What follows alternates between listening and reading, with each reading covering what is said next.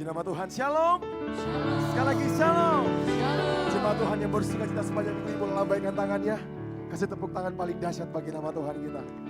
Haleluya. Senang sekali sore hari ini kembali berjumpa dengan Bapak Ibu Saudara jemaat sekalian.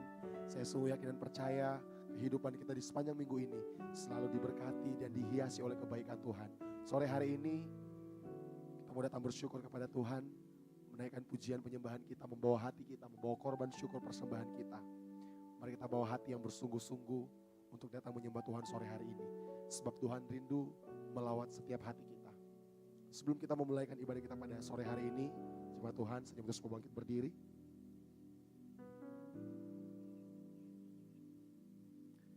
Mari kita satukan hati kita tundukkan kepala, kita berdoa. Anugerah dan kebaikan Tuhan itu yang terus melingkupi kehidupan kami. Kami bersyukur, kami berterima kasih kepadamu Tuhan untuk penyertaan dan kebaikan-Mu yang selalu nyata dalam kehidupan kami. Sungguh kami berterima kasih untuk setiap kebaikan-Mu dan cinta-Mu yang terus kami terima dalam kehidupan kami Bapa. Sore hari ini kami rindu lebih lagi membawa hati kami, membawa kehidupan kami, penyembahan kami yang terbaik bagi nama-Mu Bapa. Dengan apa kami harus membalas setiap kebaikan-Mu yang kami terima dalam kehidupan kami Bapa. Selain kami bawa pujian, penyembahan kami, hati kami yang sungguh-sungguh untuk datang menyembah Engkau Tuhan. Sebab itu yang kami rindukan, itu yang kami perlukan dalam kehidupan kami. Selalu menikmati hadirat-Mu Bapa dalam kehidupan kami. Ini setiap kehidupan kami, ini setiap hati kami. Kami mau persembahkan untuk hormat dan kemuliaan-Mu Bapa. Kami mau menyerahkan ibadah kami Tuhan. Dari awal, pertengahan hingga berakhirnya ibadah ini. Biar hanya satu pribadi yang ditinggikan, Tuhan Yesus Kristus yang layak terima setiap pujian penyembahan kami.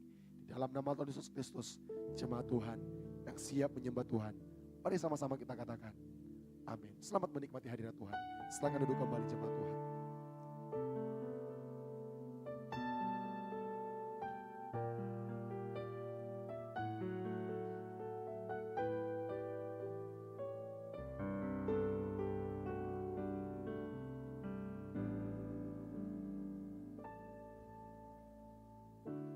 Saat ku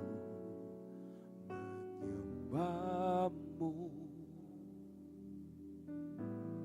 Rohmu bekerja.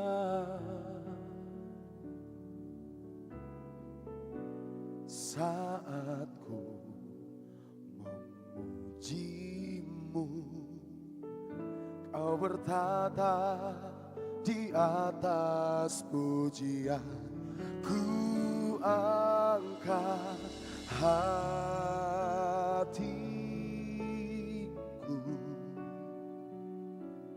ku pandang kekudusan-Mu. Saat ku sembah, ku puji-Mu, ku rasakan kehadiran-Mu Tuhan.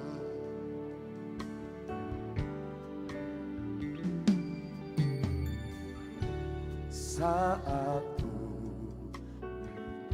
menyembah-Mu,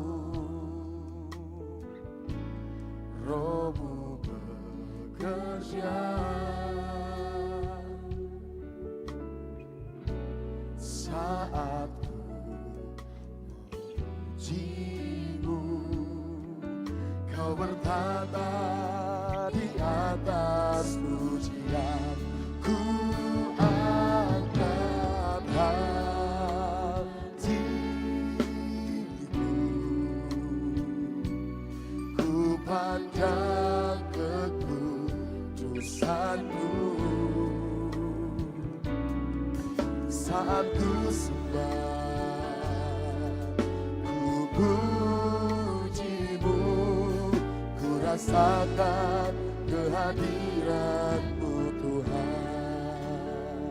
Dengan segenap hati, sama-sama yang naikkan pujian ini di hadapan Tuhan.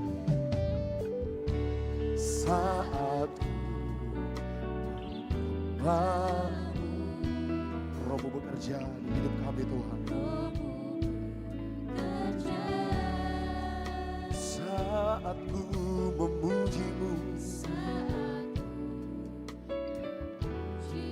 Kau bertata Tuhan, Kau bertata di atas pujian.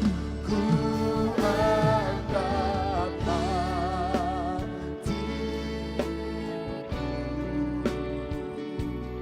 ku pandang kekudusan-Mu. Saat ku sembah, ku puji-Mu,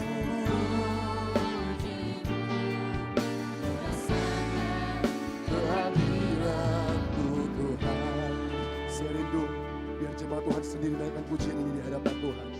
Nyatakan kerinduan-Mu. Saat ku Roh-Mu bekerja.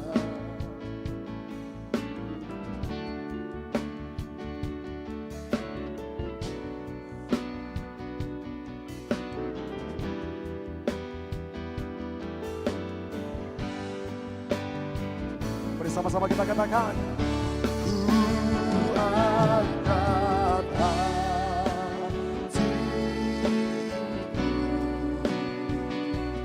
ku pandang kekudusan-Mu. Saat ku sembah, ku puji-Mu, ku rasakan kehadiran. Katakan Tuhan,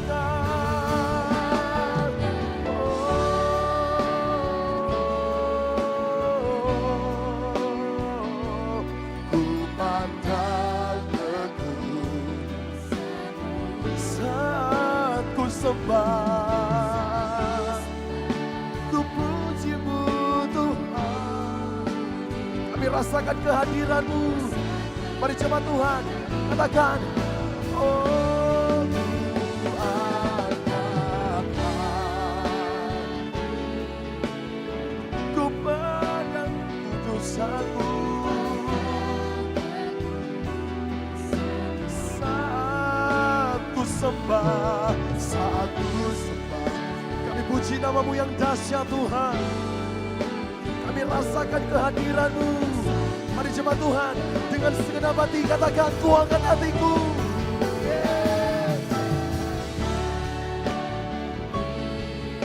Kau lihat setiap hati kami yang bersyukur kepada-Mu Tuhan Yesus. Saat ku puji-Mu, saat ku sembah, ku puji-Mu, ku rasakan kehadiran-Mu Tuhan. Mari jemaat Tuhan, angkat tanganmu di hadapan Tuhan, nyatakan, ku angkat hati, ku pandang, saat ku sembah, saat ku sembah, kami puji nama-Mu Tuhan. Ku rasakan kehadiran-Mu Tuhan, ku angkat hati, kami pandang kekudusan-Mu Tuhan. Saat ku sembah, saat ku sembah, kami puji nama-Mu Tuhan. Puji-Mu, ku rasakan kehadiran-Mu Tuhan, ku angkat hati, ku pandang kekudusan-Mu. Mari pandang kekudusan Tuhan Bapak Ibu Saudara. Ku puji-Mu, ku rasakan kasih-Mu Tuhan. Lagi jemaat Tuhan katakan, ku angkat hati, ku angkat hatiku Tuhan, ku pandang kekudusan-Mu. Saat ku sembah, saat ku sembah, ku puji-Mu, ku puji-Mu, ku rasakan kehadiran. Biar jemaat Tuhan sendiri katakan, ku angkat. Menaikkan sembah-Mu yang terbaik bagi Tuhan.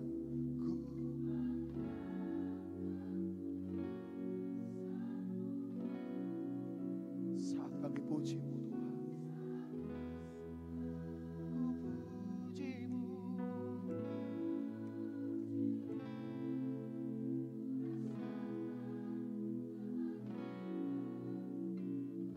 Katakan, saat ku puji, sembah, saat ku sembah, ku puji-Mu, ku rasakan kehadiran-Mu Tuhan. Saat ku sembah, ku puji-Mu, ku rasakan kehadiran-Mu Tuhan. Ku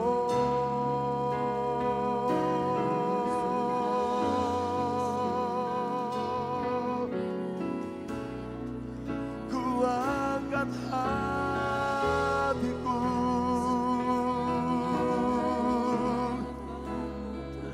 ku pandang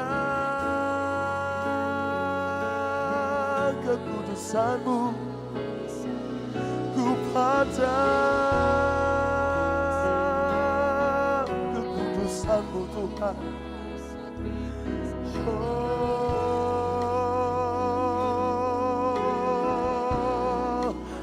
hatiku berserah padamu,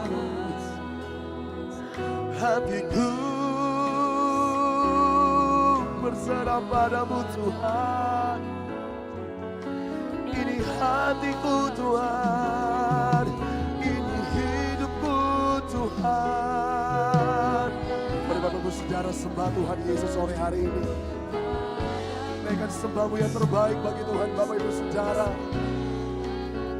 Ku pandang kekudusan-Mu, ku pandang Kau Yesus.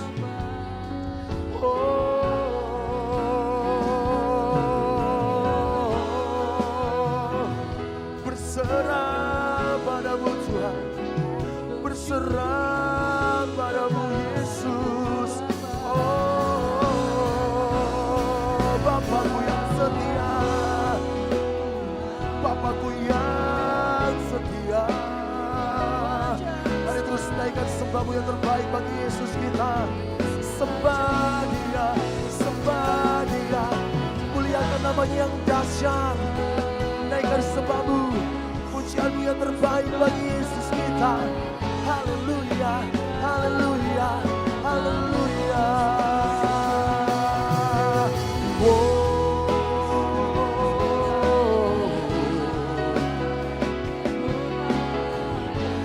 Haleluya.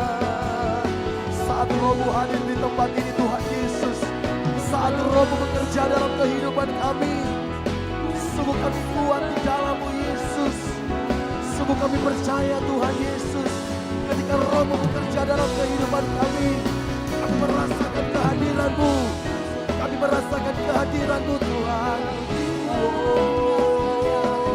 Yesus, terus sembah Tuhan Yesus. Angkat hatimu, angkat pujian-Mu yang terbaik bagi Tuhan kita.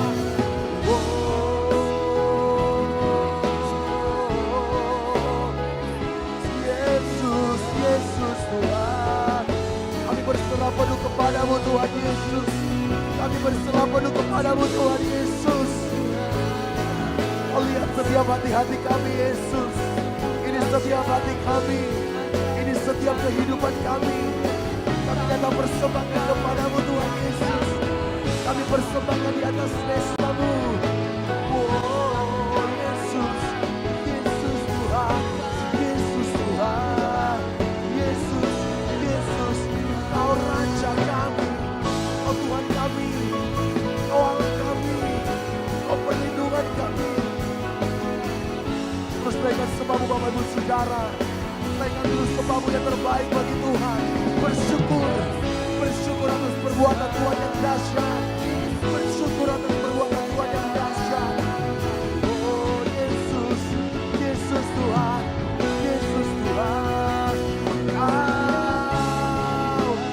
Kau pemilik kehidupan kami Tuhan Yesus. Kau pemilik kehidupan kami Tuhan. Oh Bapa, Bapa, ya kami anak-anak-Mu Tuhan Yesus. Ini setiap hati kami yang berserah. Kami tahu hidup kami adalah untuk kemuliaan-Mu Tuhan. Kami tahu Tuhan Yesus, hidup kami menyenangkan hati-Mu.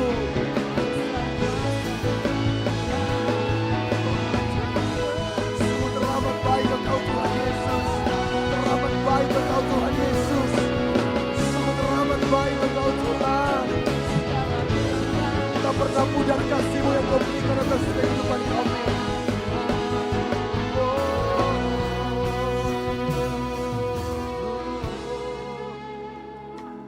Tak pernah pudar kasih-Mu Tuhan Yesus. Sungguh setiap hari kami merasakan Engkau hadir dalam kehidupan kami Tuhan. Kehadiran-Mu itu yang terutama dalam hati kami Tuhan. Kehadiran-Mu itu yang utama dalam hidup kami Tuhan Yesus.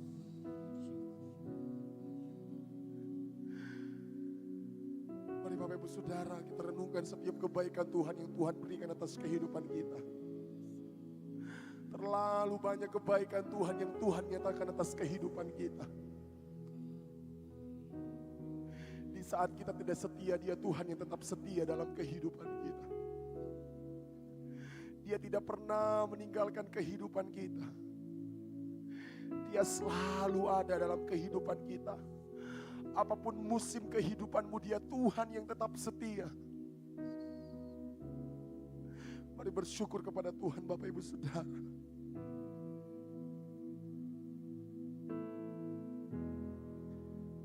Mari tetap dalam hadirat Tuhan. Perlahan-lahan kita bangkit berdiri.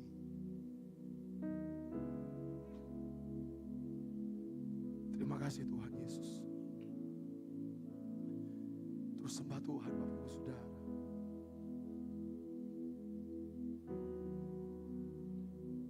Terima kasih Tuhan Yesus. Biar hidup kami hanya untuk menyenangkan hati-Mu Tuhan. Biar kehidupan kami selalu meninggikan nama-Mu dalam kehidupan kami Tuhan.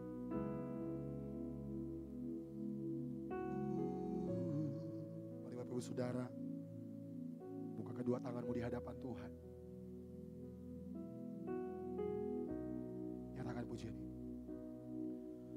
Mulutku penuh dengan pujian kepadamu ya Yesus Tuhan. Sepanjang hari ku beri penghormatan kepadamu ya Allah. Biar jemaat Tuhan sendiri nyatakan pujian ini. Mulutku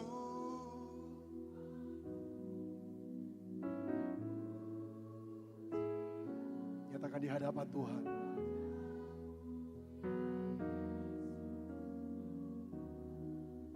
Sepanjang hari kami beri penghormatan kepadamu Tuhan. Penghormatan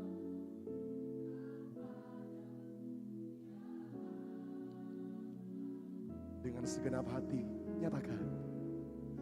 Mulutku penuh dengan puji kepadamu.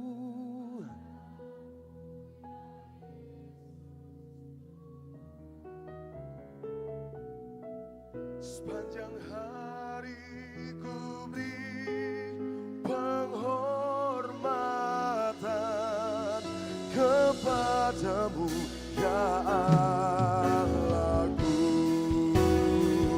Mari angkat tanganmu di hadapan Tuhan. Nyatakan, oh, mulutku penuh dengan pujian kepadamu ya Yesus Tuhan. Sepanjang hari ku beri penghormatan kepadamu ya Allah. Dengan segenap hati sama-sama kita katakan. Mulutku penuh dengan puji kepadamu Tuhan Yesus. Sepanjang hari ku beri penghormatan kepadamu ya Allah. Lagi kita akan di hadapan Tuhan. Mulutku penuh dengan kepadamu Tuhan Yesus. Sepanjang hari ku beri penghormatan kepadamu ya Allah. Sepanjang hari ku beri penghormatan kepadamu ya Allah. Katakan, sepanjang hari ku beri penghormatan kepadamu ya Allah. Kasih tepuk tangan paling dahsyat bagi Allah kita yang luar biasa. Haleluya. Kami bersyukur kepadamu Tuhan Yesus untuk setiap kebaikan yang kami terima dalam kehidupan kami. Kami bersyukur untuk kehadiran-Mu dalam kehidupan kami. Sore hari ini Tuhan, kami rindu lebih lagi menaikkan sembah kami, sorak-sorai kemenangan kami. Karena kami tahu Tuhan, setiap kami yang hadir pada saat ini, kami adalah orang-orang yang lebih dari pemenang. Di dalam nama Tuhan Yesus Kristus, jemaat Tuhan yang siap bersorak dengan saya. Sama-sama kita katakan, amin. Sekali berikan sorak-sorak bagi Yesus kita yang dahsyat. Haleluya. Mari Bapak Ibu Saudara, naikkan sembah-Mu yang terbaik bagi nama Tuhan kita. Come on. Aku datang ya Tuhan untuk memenuhi panggilan, menjadi saksi iman melalui pujian. Sama-sama katakan. Bukan menyanyi, bukan menari, hanya untukmu Allah yang kasih. Kau melayani sepenuh hati.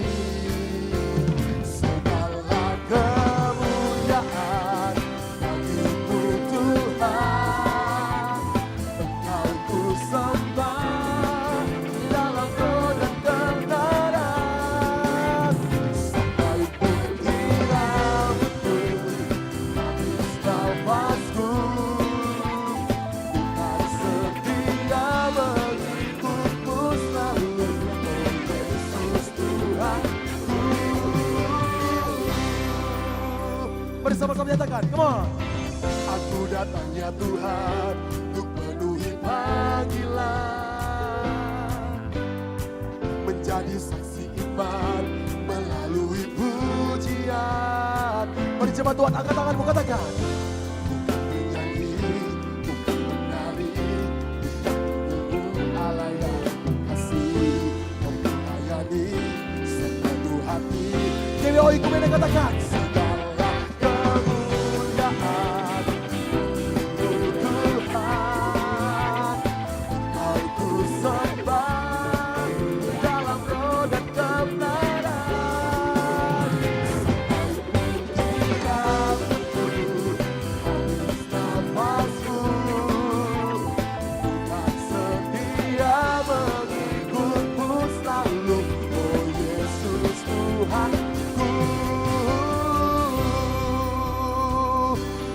Kak David, berikan sembah-Mu yang terbaik bagi nama Tuhan kita. Kami tahu Tuhan Yesus, Dia di setiap kehidupan kami, selalu kami menyembah Engkau. Segala kemuliaan hanya bagi nama-Mu Tuhan Yesus. Sampai putih rambut kita Bapak Ibu Saudara, kita mau terus sembah Tuhan, amin. Yang percaya katakan amin. Dengan iman, katakan.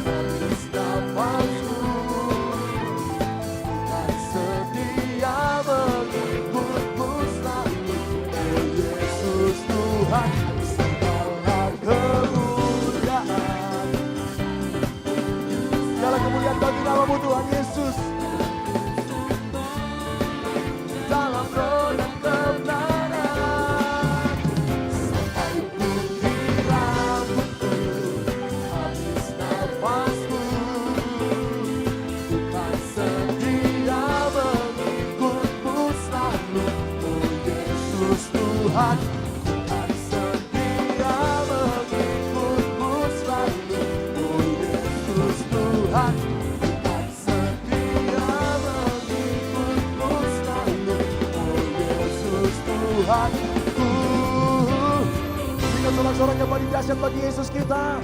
Segala kemuliaan hanya bagi nama-Mu Tuhan. Saya sungguh yakin dan percaya Yesus kita adalah Raja yang mulia, amin.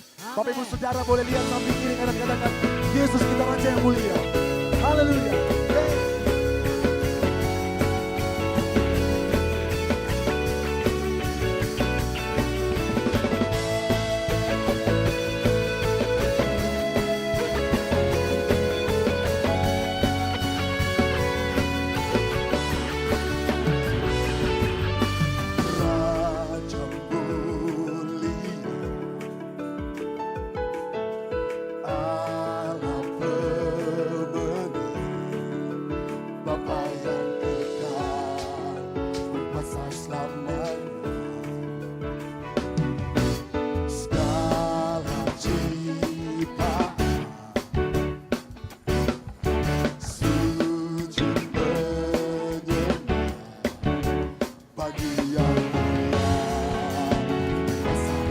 Mari jemaat Tuhan, angkat tanganmu di hadapan Tuhan. Nyatakan, on. Kaulah Tuhan, kaulah Raja, surga bumi menyembah, sorak-sorai kemenangan, bagi Raja mulia, kemuliaan bagi Allah yang berkuasa selamanya.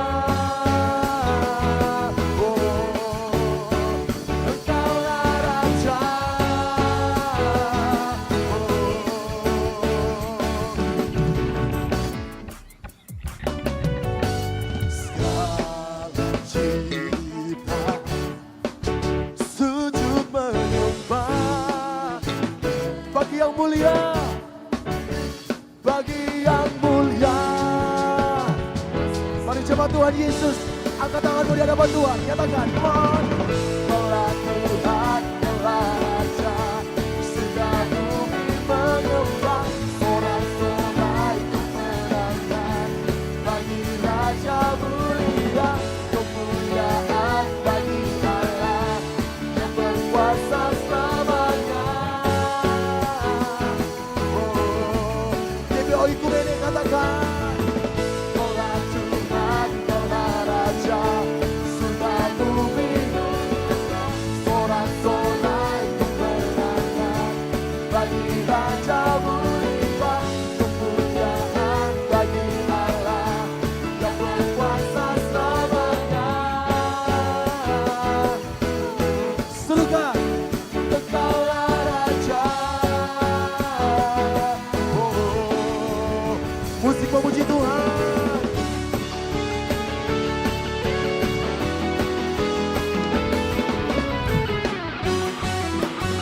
Hey. Terpuji nama-Mu Tuhan Yesus. Kau berkuasa dulu, sekarang, sampai selama-lamanya Tuhan. Mari jemaat Tuhan, satu suara, katakan, come on.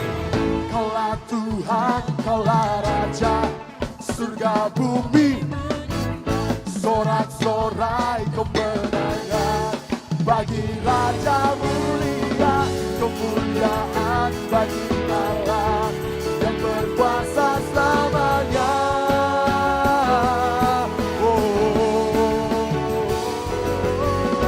Kaulah Tuhan, kaulah Raja, surga bumi, sorak-sorai kemenangan, bagi Raja mulia yang berkuasa. Satu suara, mari kita serukan, Engkaulah Raja. Nyatakan Yesus, Yesus. Satu suara katakan, Yesuslah. Kasih tepuk tangan bagi Raja kita yang dahsyat. Haleluya. Oh Raja kami Tuhan, silakan duduk kembali jemaat yang diberkati Tuhan. Tiba saatnya kita akan mendengarkan pembacaan katekismus. Kepada yang bertugas dipersilakan.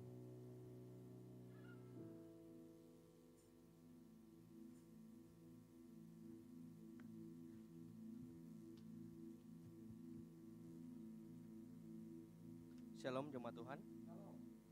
Selamat datang di Gibayo Ikumene atau Golsisi.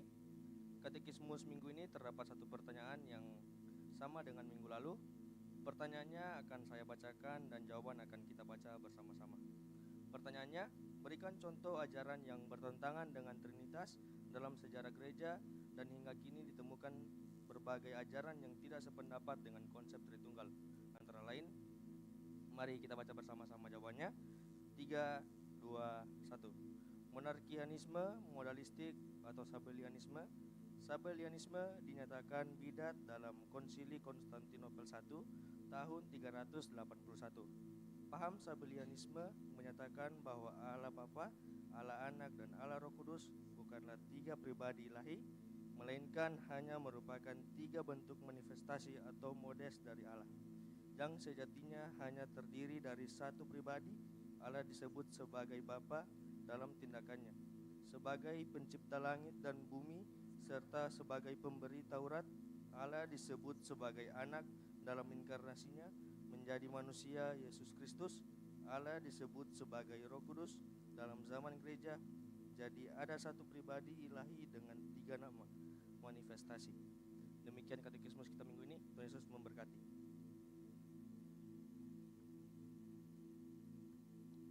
Puji nama Tuhan. Dahsyat Tuhan dalam setiap pujian dan penyembahan kita, amin. Bagi Bapak Ibu jemaat Tuhan yang bawa anak, boleh dibawa ke ruangan Daud, akan dilayani dan akan didoakan. Mari kita siapkan hati kita. Kita masuk dalam kebenaran firman Tuhan. Biarlah firman Tuhan dapat menjadi rema dalam kehidupan kita semua. Sungguh kami sangat cinta padamu Yesus. Kami bersyukur.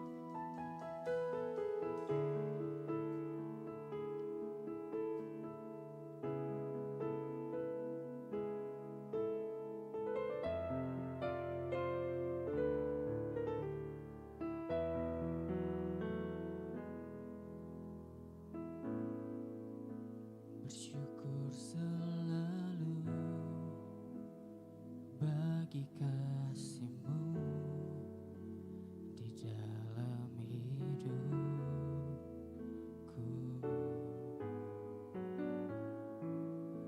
dan takkan ku ragu atas rencana-Mu untuk masa depanku.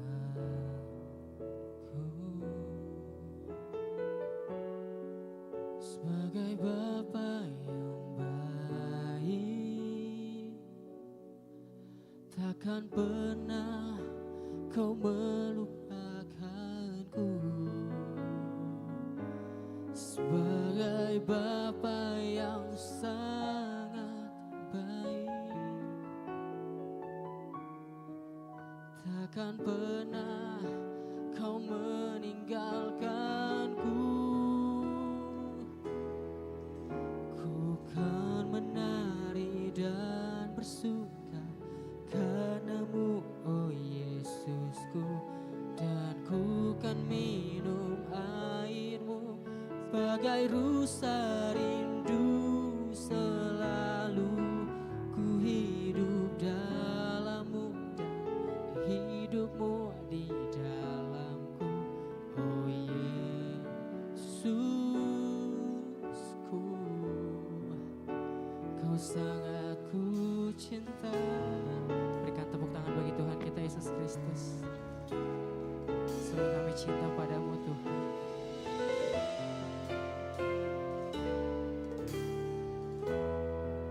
Mari sama-sama katakan pujian. Bersyukur selalu bagi kasih-Mu di dalam hidupku. Takkan ku ragu Tuhan, Dan takkan ku ragu amin, atas rencana-Mu untuk masa depan. sebagai Bapa Sebagai Bapa yang baik, amin Yesus. takkan pernah Kau melupakanku. Sebagai Bapa yang sangat baik, takkan pernah kau meninggalkanku. Angkat tanganmu bagi Tuhan. Ku kan menari dan bersuka karenamu, oh Yesusku. Dan ku kan minum airmu sebagai rusa rindu selalu. Ku hidup dalammu dan hidupmu di dalamku, oh Yesus.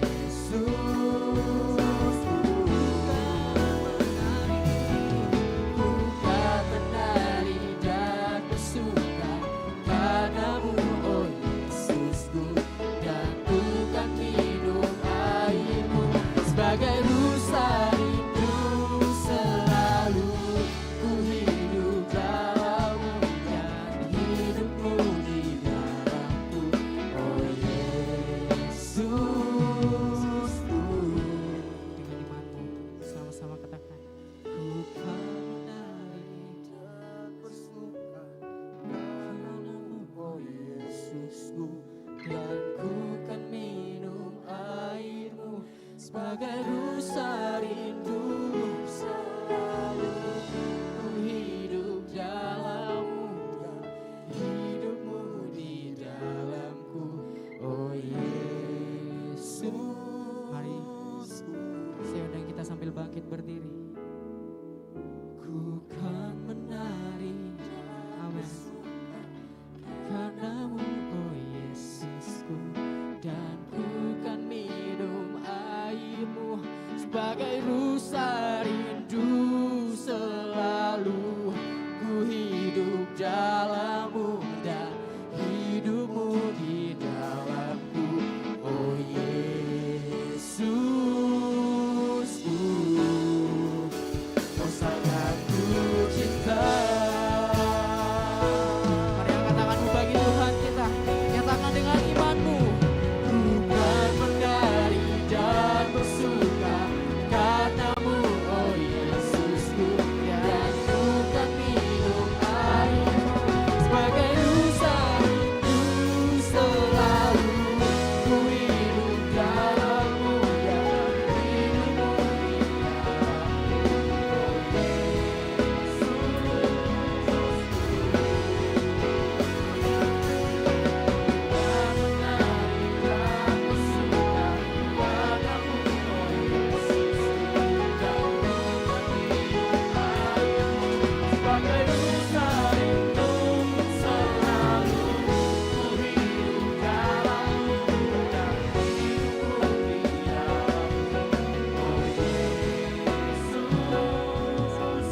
Katakan ku kan menari, ku kan menari dan bersuka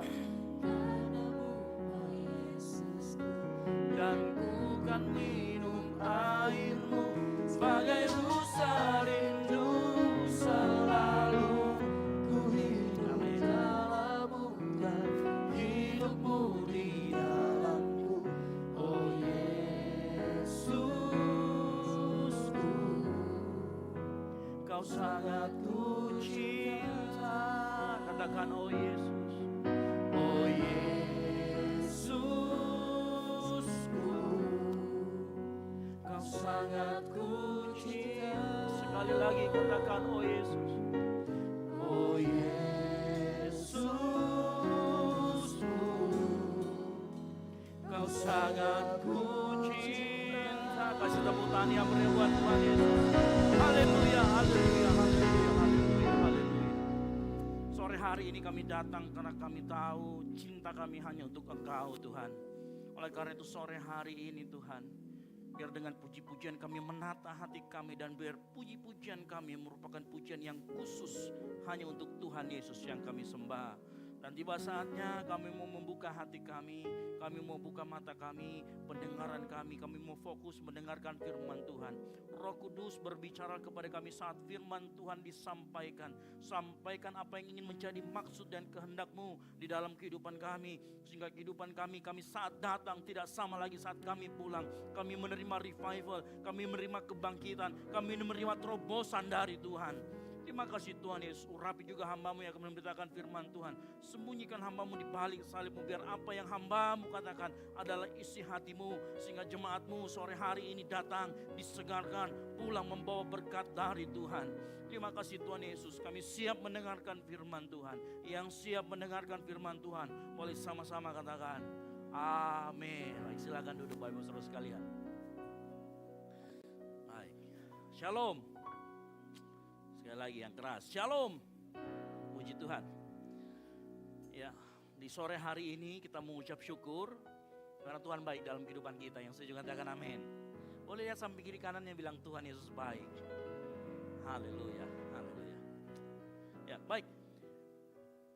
Ini adalah minggu keempat kita belajar tentang revival. Kalau kita belajar di minggu pertama, revival berbicara tentang bagaimana itu adalah kedaulatan Tuhan dan bagaimana kita mempersiapkan diri kita. Di minggu kedua kita berbicara mengenai arah hati dan ketakutan kita, sehingga kita bisa mempersiapkan revival terjadi dalam kehidupan kita. Di minggu ketiga, minggu lalu kita bicara apa hubungan pujian penyembahan dan revival. Dan di minggu keempat ini sebagai sebuah khotbah seri yang terakhir mengenai revival, kita akan berbicara bagaimana membangun altar atau membangun mezbah demi revival. Ya, dan saya yakin kita semua siap di tempat ini, yang mengerti katakan amin. Yang siap katakan amin. Baik, kita akan buka sama-sama. Ya, kita akan bicara tentang mezbah, korban dan api. Mari kita buka sama-sama dalam 1 Raja-Raja 18 ayat 30 sampai dengan 39. Nah, saya akan membacakan ayat yang genap, Bapak Ibu Saudara sekalian, ayat yang ganjil. Ayat 39 kita akan membaca secara bersama-sama. 1 Raja-Raja 18 ayat 30 sampai dengan 39. Saya jemput jemaat Tuhan bangkit berdiri. Yang sudah ketemu ayatnya boleh katakan yes. Ada di depan, kita akan baca, saya akan baca ayat 30, 31 Bapak Ibu Saudara sekalian, dan begitu selanjutnya. Kata Elia kepada seluruh rakyat itu, datanglah dekat kepadaku. Maka mendekatlah seluruh rakyat itu kepadanya. Lalu ia memperbaiki mezbah Tuhan yang telah diruntuhkan itu. 31.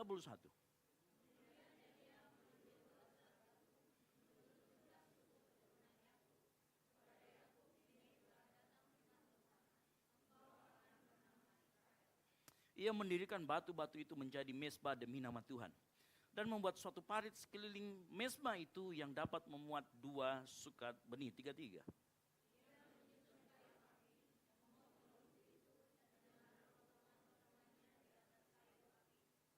Sesudah itu ia berkata, penuhilah 4 buyung dengan air dan tuangkan ke atas korban bakaran dan ke atas kayu api itu.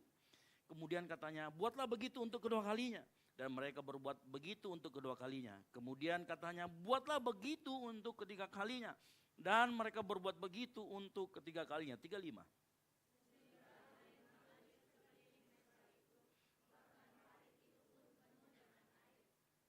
Kemudian pada waktu mempersembahkan korban petang, tampillah Nabi Elia dan berkata, ya Tuhan, Allah Abraham, Ishak dan Israel. Pada hari ini biarlah diketahui orang bahwa Engkaulah Allah di tengah-tengah Israel. Dan bahwa aku ini hamba-Mu. Dan bahwa atas firman-Mu lah aku melakukan segala perkara ini. 37.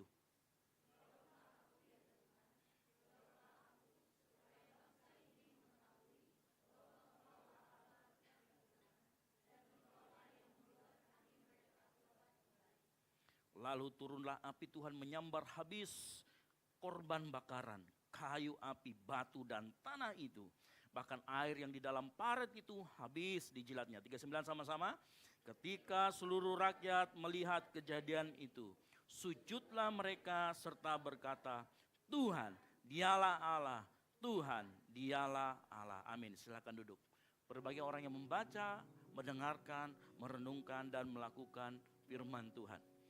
Nah, sebelum kita lanjut mengenai apa yang kita bahas mengenai membangun altar demi revival, saya sedikit cerita latar belakang apa yang terjadi dari 1 Raja-Raja 18 ayat 30. Nah, zaman itu Israel itu dipimpin oleh seorang raja yang jahat, namanya Ahab. Kenapa saya katakan jahat?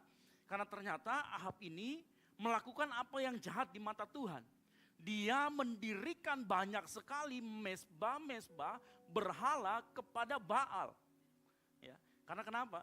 Karena dia menikah dengan seseorang wanita yang namanya Isabel. Isabel ini ternyata adalah seorang anak dari memang yang orang yang suka berhala, tidak percaya kepada Tuhan. Dan ini kemudian membuat Ahab mengikuti apa yang dilakukan oleh Isabel.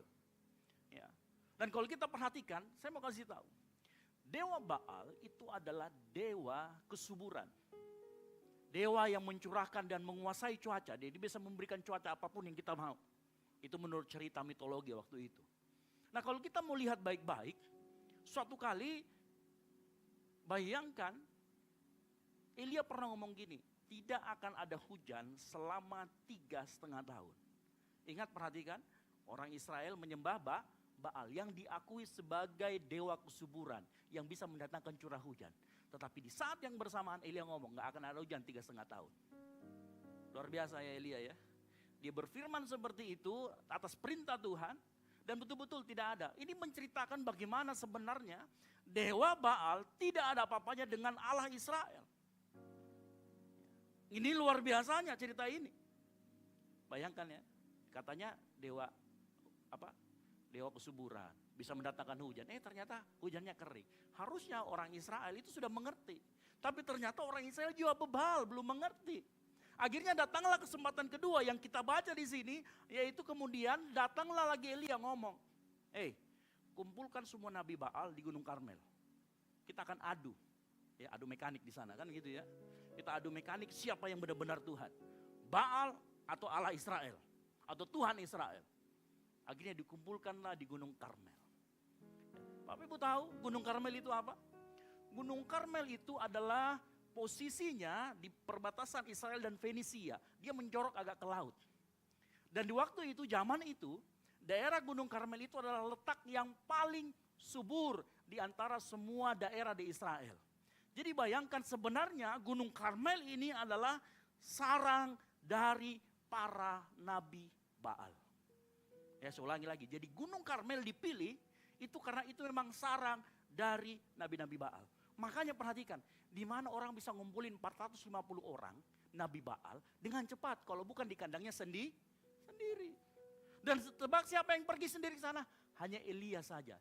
Jadi Elia melawan 400 kurang lebih 400 sampai 450 nabi Baal. Di kandangnya nabi Baal itu. Di kandangnya dewa Baal.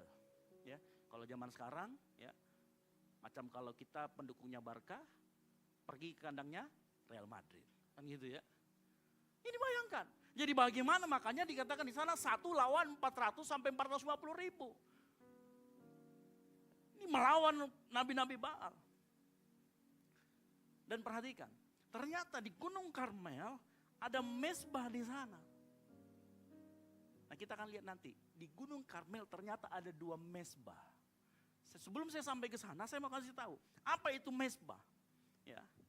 Nah perhatikan dalam 1 Raja-Raja 18 ayat 30, di sana yang pertama ada mezbah yang bekas untuk mempersembahkan korban kepada Tuhan atau Yahweh Allah Israel. Yang satu lagi ada mezbah Baal. Kalau kita baca dalam 1 Raja-Raja 18 ayat 30, ia memperbaiki mezbah. Jadi mezbahnya sudah ada di sana, tetapi rusak atau roboh. Nah mezbah itu selalu berbicara atau merupakan simbol, representasi simbol atau representasi visual dari hubungan kita dengan Tuhan. Jadi mezbah ini bukan sembarang mezbah. Mezbah dalam semua Alkitab, dari kalau kita membaca dari Kejadian sampai Wahyu, mezbah itu selalu simbol tentang relasi kita dengan Tuhan. Nah nanti coba baca. Kain dan Habel waktu dia mempersembahkan, saya yakin ada mezbah juga di sana. Ya. Itu adalah representasi dia dengan Tuhan hubungannya. Nuh, pertama kali disebut kata mezbah itu waktu Nuh. Dalam Kejadian 8 ayat 20, lalu Nuh mendirikan mezbah bagi Tuhan. Ini pertama kali di Alkitab. Tapi saya yakin bukan pertama kali karena ada kejadian Kain dan Habel. Ya. Nuh juga mendirikan mezbah. Dia ngapain? Dia bikin perjanjian dengan Tuhan. Setelah dia dirikan mezbah, apa yang dikatakan Tuhan? Karena saya mengingat janjiku sama kamu, Nuh, saya tidak akan menurunkan lagi banjir sehebat ini lagi. Sehingga kalau hujan akan ada pelangi. Nah, itu ceritanya ada pelangi. Siapa lagi yang pernah ketemu dengan mezbah? Yakub. Yakub waktu lari dari Esau, saudara kembarnya, dia tidur lalu ketemu di Betel, ada malaikat turun naik terus dia ngomong, tempat ini suci, saya akan dirikan mezbah. Dan dia bikin perjanjian sama Tuhan. Tuhan, kalau engkau memberkati aku kemanapun aku pergi, segala yang aku miliki 10% itu punyamu. Dia bikin perjanjian. Jadi mezbah selalu berhubungan dengan relasi Tuhan dengan umatnya. Di mezbah ada pengakuan akan kehadiran Tuhan. Di mezbah ada tempat untuk bersyukur. Di mezbah adalah cara kita mengikat janji dengan Tuhan. Singkatnya, mezbah adalah simbol dari sebuah hubungan. Ya.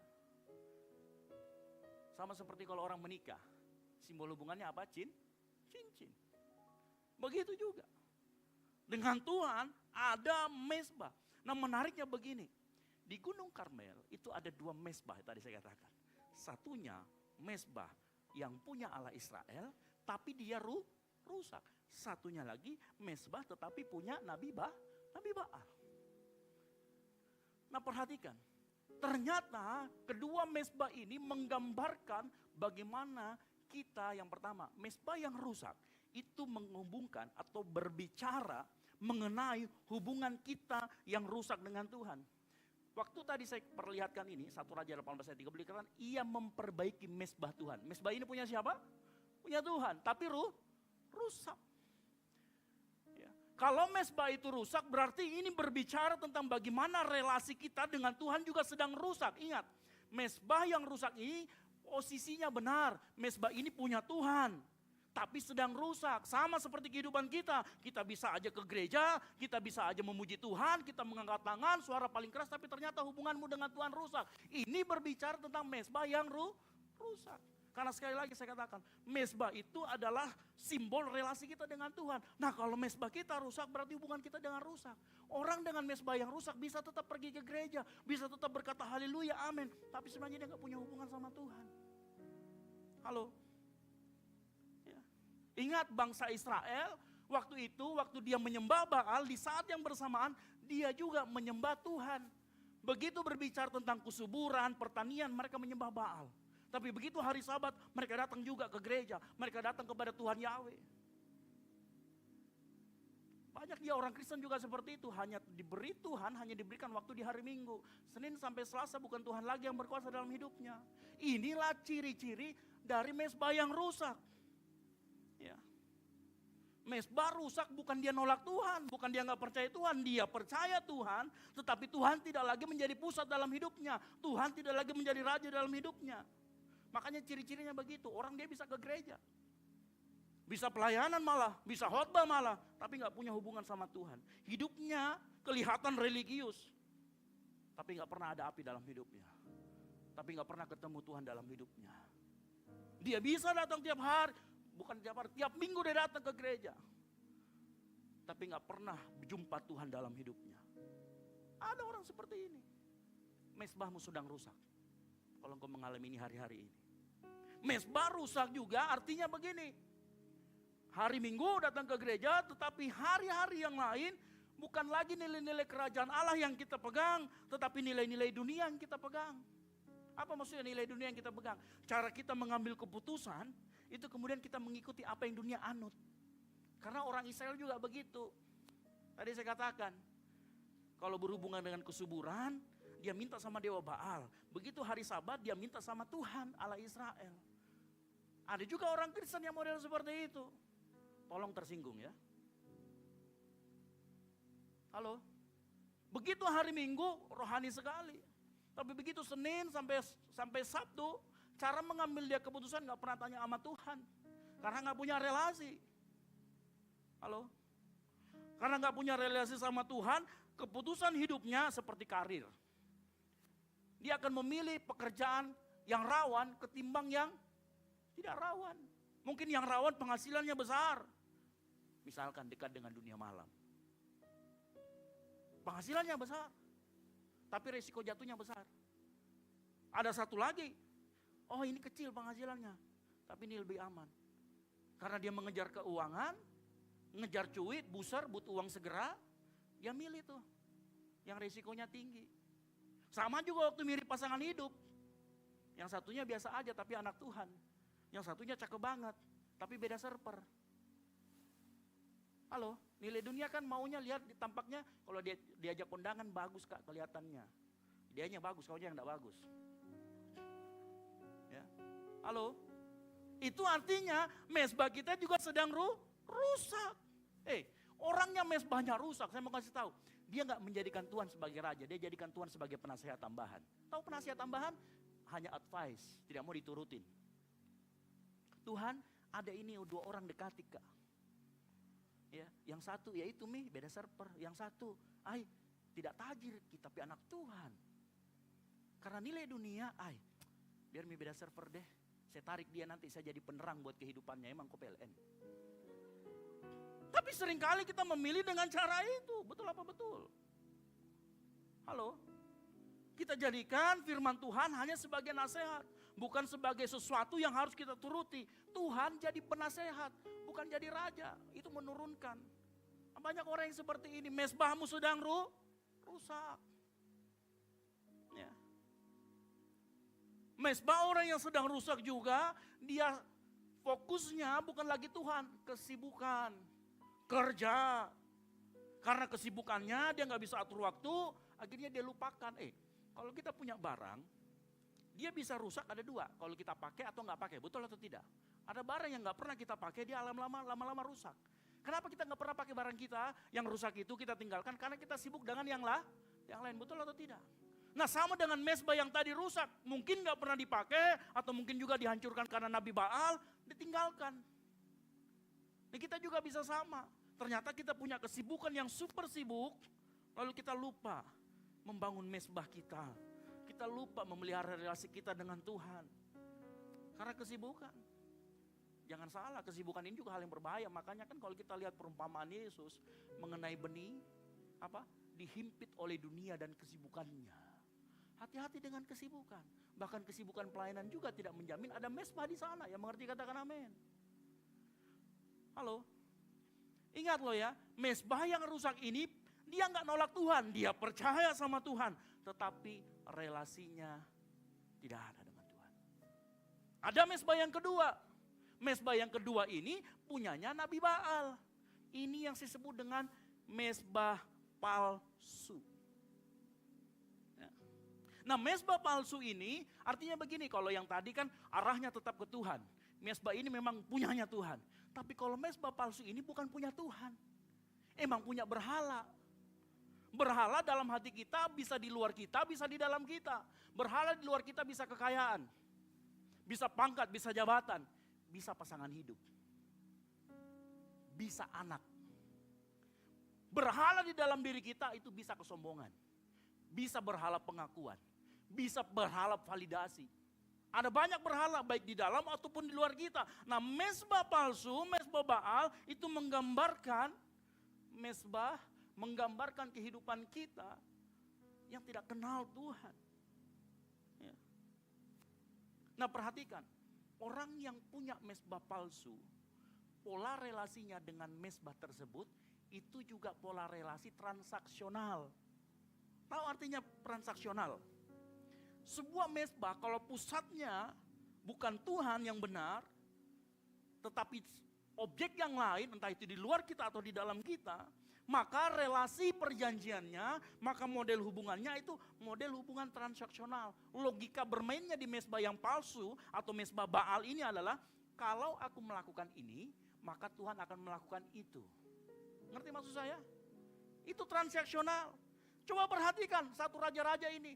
Orang para Nabi Baal dia merjingkat-jingkat supaya Tuhannya melakukan sesuatu. Betul atau tidak? Ya. Tuhannya versi Nabi Baal tidak lagi diperlakukan sebagai pribadi yang berdaulat. Kenapa? Karena dia bisa dimanipulasi, bisa dikontrol. Ya. Bisa dipancing dengan joget-joget, dengan jingkrak-jingkrak. Ya. Melalui usaha manusia. Ingat, perhatikan, mezbah palsu, mezbah Baal, dia nggak pernah menyembah Tuhan sebagai Tuhan, tetapi dia menjadikan Tuhan sebagai alat untuk mencapai tujuan. Halo, saya kasih lihat ini karena kadang ada orang yang mengaku Kristen tetapi memperlakukan Tuhan kayak Baal, kayak sesembahan. Oh kalau saya ke gereja nanti saya akan dapatkan berkat. Oh nanti kalau saya menyembah Tuhan Yesus, saya akan dapat kesembuhan. Iya dapat, tapi kalau kita hanya berhenti sampai di situ, kamu sedang memanipulasi Tuhan. Kamu sedang menciptakan Tuhan yang lain versimu, bukan Tuhan yang benar. Halo? Makanya banyak orang berpikir kalau aku sudah pelayanan, aku sudah ngasih persembahan, aku sudah puasa, sudah doa, sudah menabur ini, menabur itu, harusnya Tuhan buat saya kehidupan saya lebih baik. Kalau ada engkau berpikir hari ini mungkin mesbahmu bukan yang tadi, mesbah yang kenal Tuhan. Mungkin mesbahmu mesbah Baal. Tolong tersinggung ya. Halo? Orang yang seperti ini aku sudah setia Tuhan. Seminggu 3 kali pelayanan. Persepuluhan rajin. Sekarang giliran Tuhan dong berkati saya. Ada yang seperti itu. Ini pola relasi dari mesbah Baal.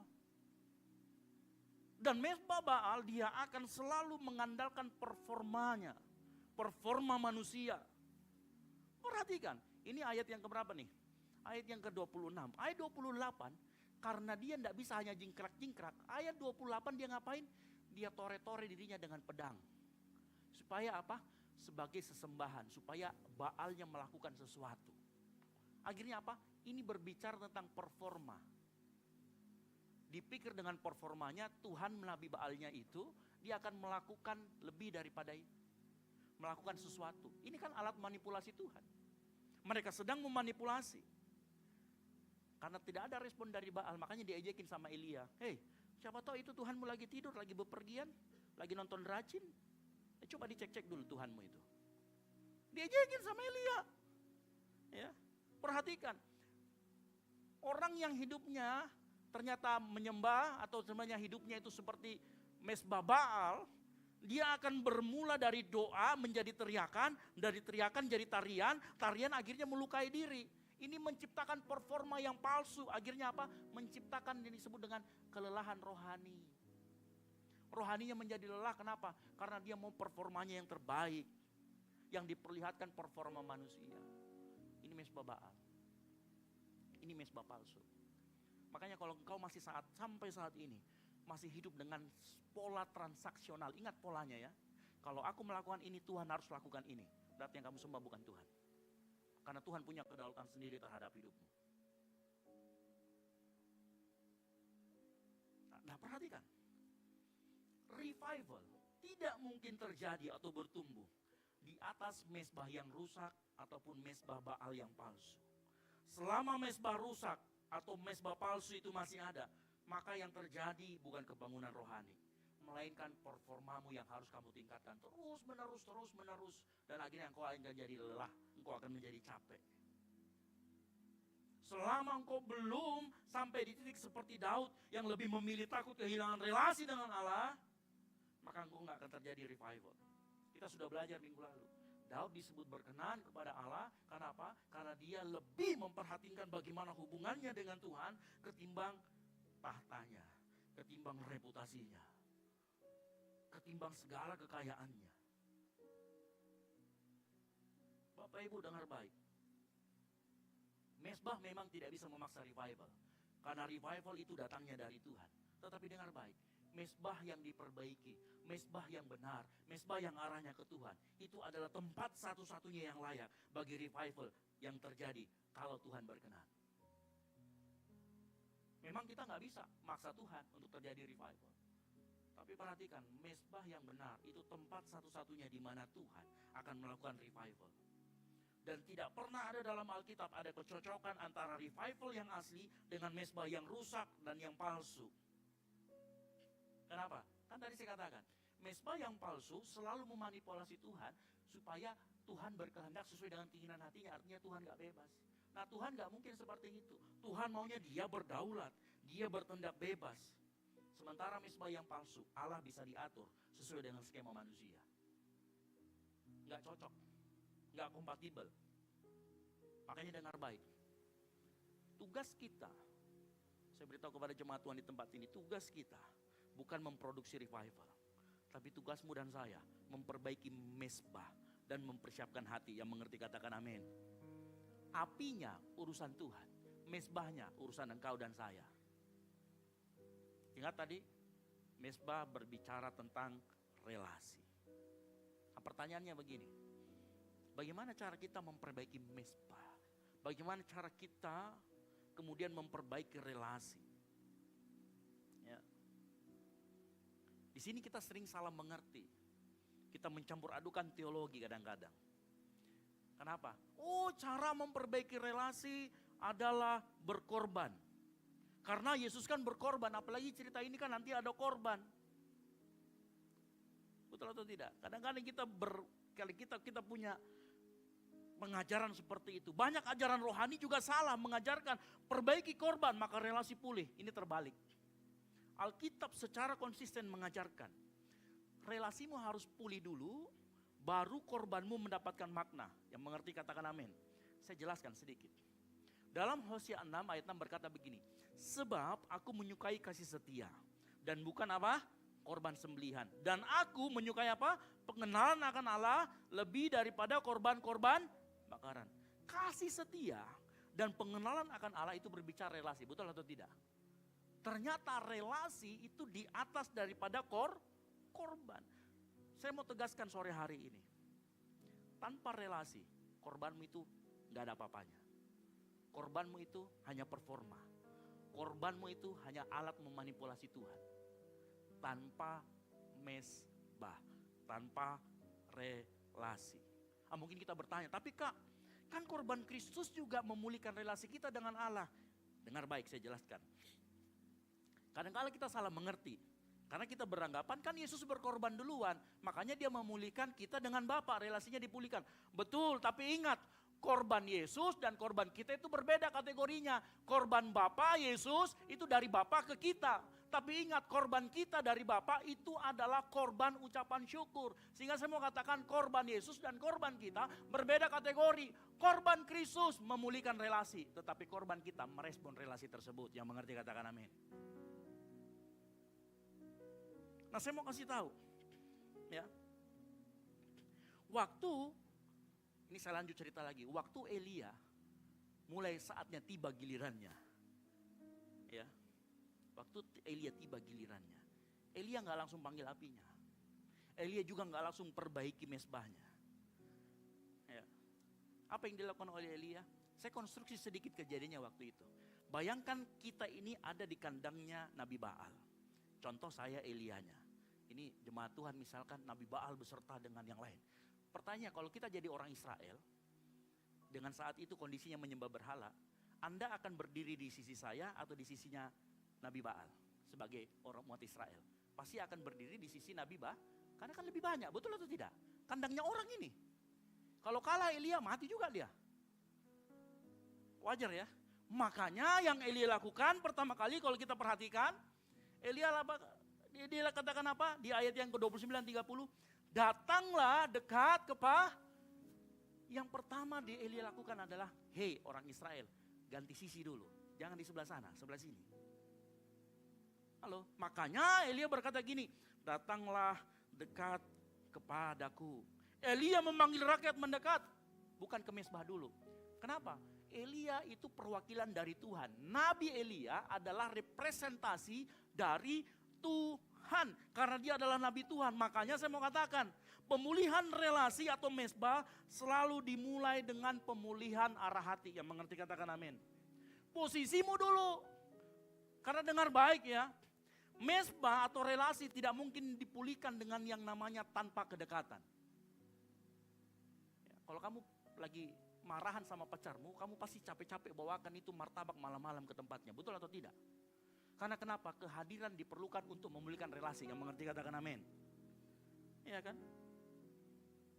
Elia memanggil rakyat mendekat supaya apa? Israel diajak untuk mendekat dengar suara Tuhan. Karena suara Tuhan itu datangnya dari Nabi. Nabi itu kan fungsinya gitu. Tuhan berfirman, Nabi yang menyuarakan ke umat. Makanya waktu Elia manggil, datang kepadaku. Jadi sebenarnya kita disuruh datang dulu mendekat. Waktu itu bangsa Israel jauh secara relasi. Posisinya di luar. Ya. Tuhan sudah jauh. Makanya sore hari ini dengar baik-baik. Kalau mesbahmu sedang rusak, ayo mendekat lagi. Yang mengerti katakan amin. Bilang sama Tuhan, Tuhan aku mau mendekat lagi. Aku mau ganti posisi. Aku mau sekarang mendekat kepadamu Tuhan. Karena dengar baik. Relasi tidak akan pulih tanpa kedekatan. Relasimu dengan Tuhan, kau harus mendekat. Makanya tahun lalu kita punya khotbah, kita punya judul tema Natal apa? Allah hadir menyelamatkan keluarga. Tahu nggak? Kehadiran Allah, kedatangan Allah, bagaimana dia inkarnasi dari Allah ya, yang omnipresent menjadi yang transcendent atau yang menjadi yang Allah yang hadir, itu kenapa? Karena dia harus hadir dalam memulihkan relasi. Seseorang harus hadir, seseorang harus dekat untuk kemudian memulihkan relasi. Yang mengerti katakan amin. Nah di titik ini seringkali engkau tetap merasa kering. Halo? Di titik ini saat engkau bilang Tuhan aku mau mendekat tapi kok susah banget ya. Pada saat engkau menyanyikan pujian atau baca Alkitab kok kayaknya kering banget. Tapi saya mau kasih tahu, terus mendekat, teruslah mendekat. Karena yang nextnya, kalau kamu sudah mendekat, kamu akan perbaiki mesbah. Mesbah sejati di dalam hal ini ada 3. Yang pertama mesbah pribadi. Mesbah pribadi ini pondasi utama. Apa ini? Jam-jam waktu doamu bersama, jam-jam waktu intimmu dengan Tuhan. Ini gak boleh kamu tinggalkan. Kenapa? Karena ini adalah pondasi, sama-sama katakan pondasi. Mesbah pribadi adalah tempat pembentukan hati. Hati kita dibentuk pada saat kita punya mesbah pribadi. Makanya mesbah pribadi itu bukan panggung performa. Karena gak ada yang liatin. Nah kalau kita sudah bangun mesbah pribadi, kita sudah mendekat sama Tuhan, kita bangun, maka perhatikan. Semakin kamu dekat sama Tuhan, akan semakin sensitif dengan dosa. Tahu sensitif dengan dosa? Ya, sebelum kamu mendekat sama Tuhan, digarepe-garepe sama pacarmu kau mau. Tapi sekarang begitu kau disentuh begini, kuduslah aku sebab kamu kudus. Kuduslah kamu sebab aku kudus. Itu firman Tuhan. Itu sensitif dengan dosa. Semakin bangun pribadimu, maka kau akan semakin dekat dengan Tuhan. Ini bicara tentang apa? Ayo kembalikan waktu-waktu jam doamu bersama Tuhan. Waktu-waktu baca Alkitabmu. Halo? Saya nggak suruh semuanya di sini. Habis ini kita punya harus 1 orang 3 jam berdoa, ya enggak. Ada orang yang tipenya dia berdoa setengah jam, dia kuat di doa. 5 menit baca Alkitab, 25 menit doa pujian penyembahan. Ada orang yang sebaliknya. Pujian penyembahannya 5 menit, dia senang baca Alkitab. Saya tipe orang yang senang sekali membaca Alkitab. Ya, bukan artinya enggak doa, enggak. Saya juga senang doa, cuman kalau dari porsi saya suka membaca Alkitab. Saya suka renungkan firman Tuhan. Ini cara kita membangun relasi dengan Tuhan, yang mengerti katakan amin. Membangun relasi dengan Tuhan, lalu kemudian kalau itu sudah kuat, baru kita ngomong mesbah yang kedua, mesbah keluarga. Tapi Kak, saya kan belum punya keluarga, belum punya istri, iya tapi kau anak kan tidak mungkin dari batu kau lahir. Halo? Betul atau tidak? Kalau statusmu anak, ayo ajak kakak adekmu, nenek, kakek yang tinggal dalam rumahmu, ayo bangun mesbah keluarga. Bangun mesbah keluarga dalam keluarga artinya kamu memberikan porsi yang lebih supaya Tuhan memimpin keluargamu. Ya. Kalau sudah mesbah keluarga baru kita ngomong tentang komunitas. Komunitas itulah gereja, di mana engkau di Tuhan tempatkan, di mana engkau bertumbuh. Ibaratnya kalau mesbah pribadi adalah pondasi, mesbah keluarga itu tembok-temboknya. Mesbah komunitas saat kamu panggil orang untuk berpesta di rumahmu. Jangan dibalik, tidak mungkin bisa dibalik. Harus dibangun dengan mesbah pribadi, yang mengerti katakan amin. Kenapa? Karena mesbah pribadi itu membentuk hati. Mesbah keluarga membentuk budaya. Mesbah korporat, mesbah bersama menyatakan arah yang akan dituju. Yang mengerti katakan amin. Ingat, mesbah pribadi akan memperkuat mesbah keluarga dan mesbah korporat. Jangan dibalik. Memang suatu kali kita bisa dikuatkan kembali saat kita bertemu dengan orang-orang seiman. Tetapi mesbah korporat, mesbah bersama tidak akan pernah menggantikan mesbah pribadi. Bangun ini kembali. Bangun sama-sama, ayo. Ya. Nah kalau kita sudah mendekat sama Tuhan, kita sudah bangun mesbah, maka selanjutnya kita berbicara mengenai korban. Karena mesbah tanpa korban, kamu hanya bikin sebuah panggung. Halo? Mesbah tanpa korban itu bukan mesbah, itu panggung. Panggung yang kita pakai untuk memperlihatkan kemampuan kita. Nah kita akan bicara tentang korban berikutnya. Dalam kitab Imamat, korban itu ada 5 yang harus dilakukan oleh imam-imam Israel. Salah satunya adalah korban bakaran. Nah, kelima korban ini itu punya fungsi masing-masing, termasuk korban bakaran. Saya kan hanya berbicara korban bakaran karena yang disebutkan di dalam ayat yang kita baca itu adalah korban bakaran. Nah, korban bakaran fungsi totalnya adalah penyerahan total kepada Tuhan. Jadi apapun yang ada di dalam mezbah bakaran itu semuanya Tuhan, untuk Tuhan. Karena begini, ada korban yang lain selain dari korban bakaran itu diberikan juga kepada imam. Ada yang diberikan, kalau misalkan gini, selain korban yang ini, yang korban bakaran, ada korban yang kalau kita bawa ke imam, imam itu bagi juga ke kita. Imamnya juga dapat. Lalu ada yang dikasih juga ke Tuhan, itu ada. Tetapi khusus korban bakaran, itu semuanya untuk Tuhan. Karena fungsi dari korban bakaran adalah penyerahan total. Dan fungsi dari korban bakaran adalah bentuk ucapan syukur. Sama-sama katakan ucapan syukur. Jadi bentuk korban bakaran adalah untuk ucapan syukur. Dan korban bakaran ini dilakukan saat pagi dan petang. Makanya kalau kita lihat ayat 29 dia berkata apa? Sesudah lewat tengah hari mereka kerasukan sampai waktu apa? Mempersembahkan korban petang. Korban petang itu bicara tentang korban bakaran. Nah, di sini yang menariknya saya jelaskan. Relasi atau hubungan itu selalu ditandai dengan pemberian. Mengerti maksud saya? Kalau kamu punya pacar, kamu gak pernah memberi sesuatu kepada pacarmu, jangan sampai kamu relationshipmu toksik. Halo? Karena relation yang toksik itu dia hanya mau menerima tapi gak pernah mau memberi. Betul ya? Itu kan orang narsis yang begitu. Ya. Tapi dalam relasi yang sehat maka engkau harus memberi. Nah, memberi ini apa bedanya dengan yang transaksional? Transaksional kan juga memberi, betul atau tidak? Tapi bedanya adalah fungsinya. Dalam relasi transaksional, korban dijadikan alat tawar-menawar untuk diskusi, untuk negosiasi. Tetapi dalam korban bakaran, apa yang kita berikan, apa yang ada di mezbah itu adalah ucapan syukur. Penyerahan total kepada Tuhan. Makanya saya mendengarkan baik-baik. Pada saat tadi engkau sudah mendekat, mezbahmu kamu sudah pasang, kamu harus kasih korban bakaran di atasnya. Nah, korban bakaran ini adalah ekspresi dari relasi tadi yang mulai dipulihkan. Ingat, ekspresi, hasilnya, relasi yang dipulihkan.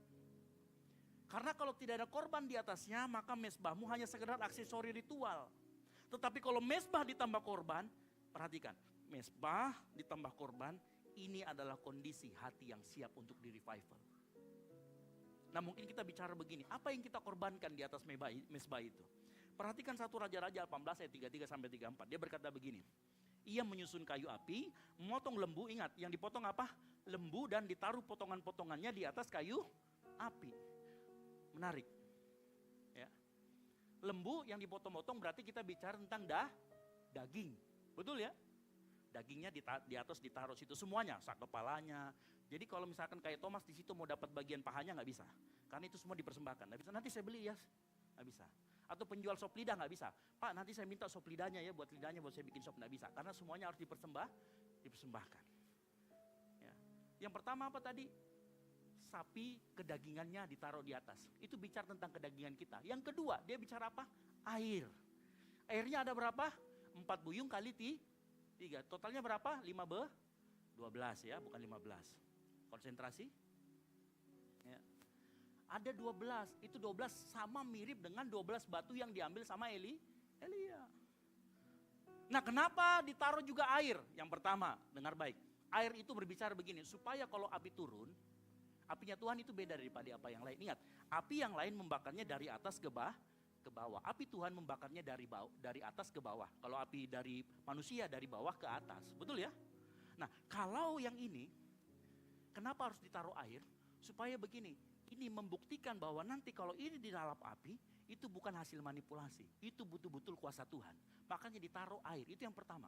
Nah, yang kedua, kenapa ditaruh air? Karena gini, air itu waktu kekeringan 3,5 tahun, itu barang berharga, betul atau tidak? Orang sudah kehausan, Elia buang-buang air di atas mezbah itu. Jadi air yang kedua itu berbicara tentang sesuatu yang berharga. Sementara potongan-potongan daging itu berbicara tentang kedaginganmu. Jadi di atas mezbahmu, coba perhatikan. Engkau harus mempersembahkan yang terbaik, juga bersamaan engkau harus membakar kedaginganmu. Yang mengerti katakan amin.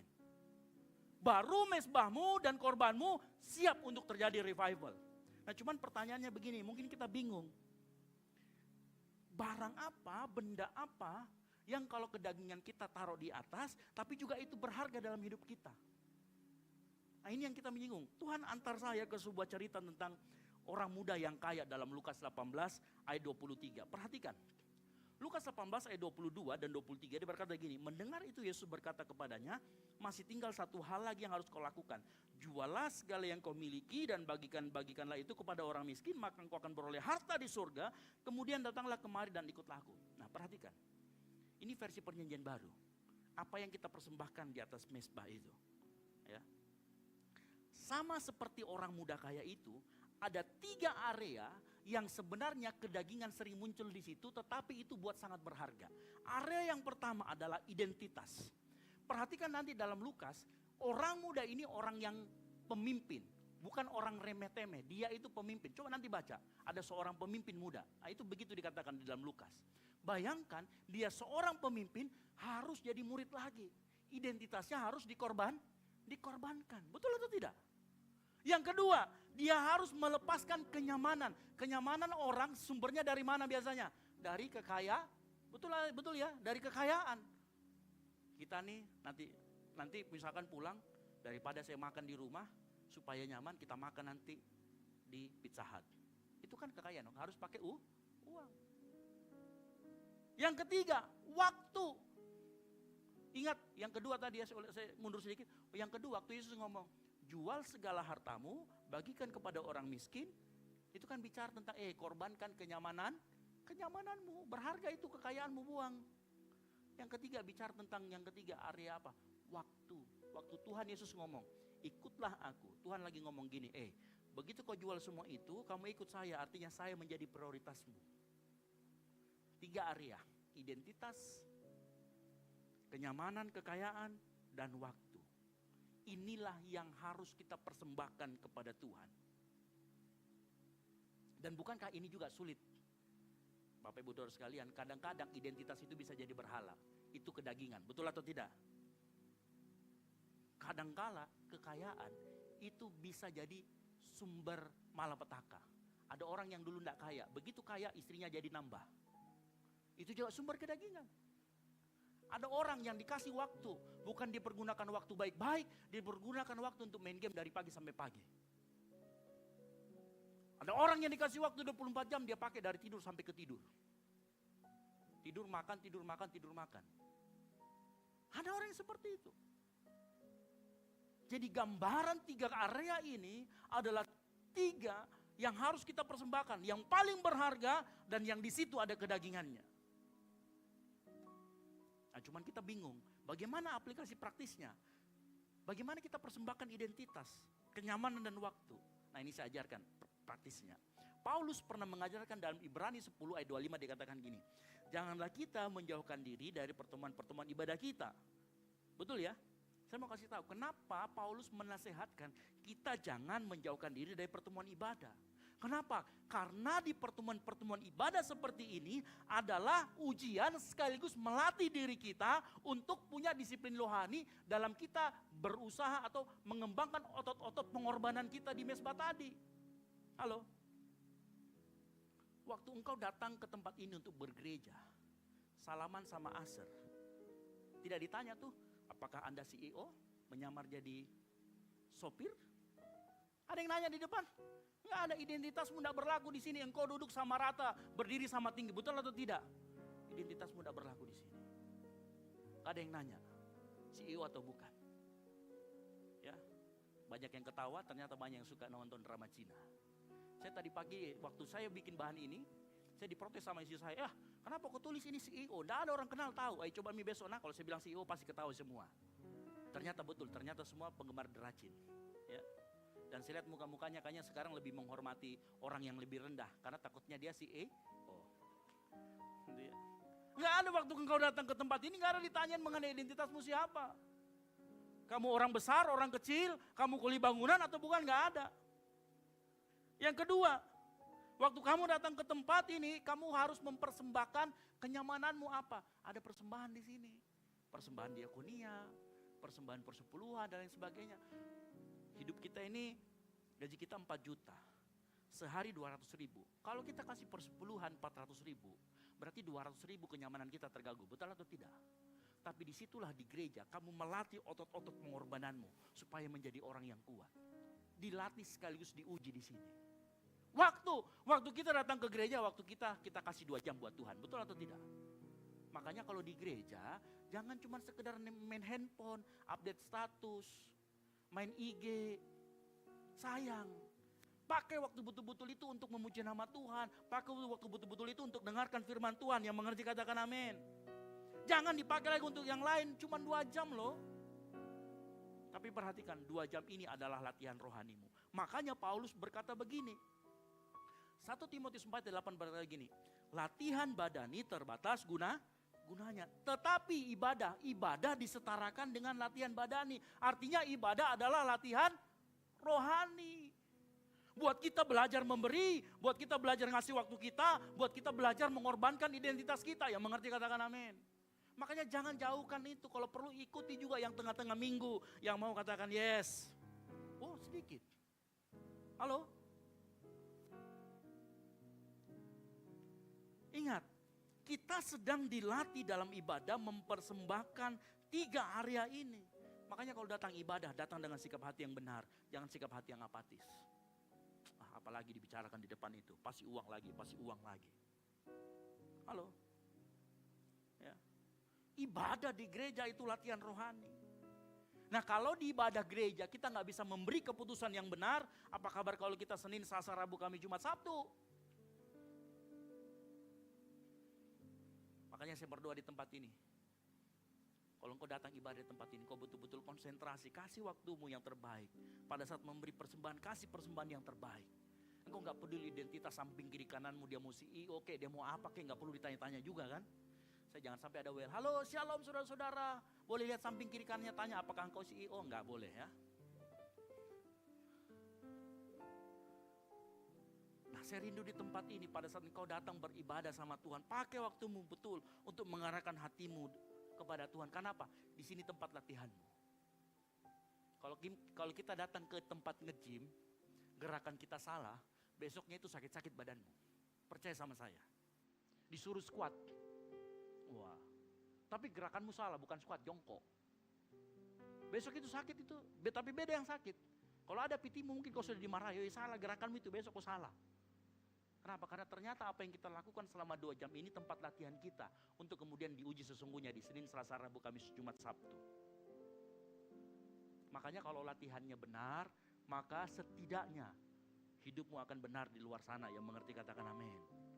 Kalau engkau sudah bangun mesbahmu, mendekat bangun mesbah, berikan korban 3 area hidup itu.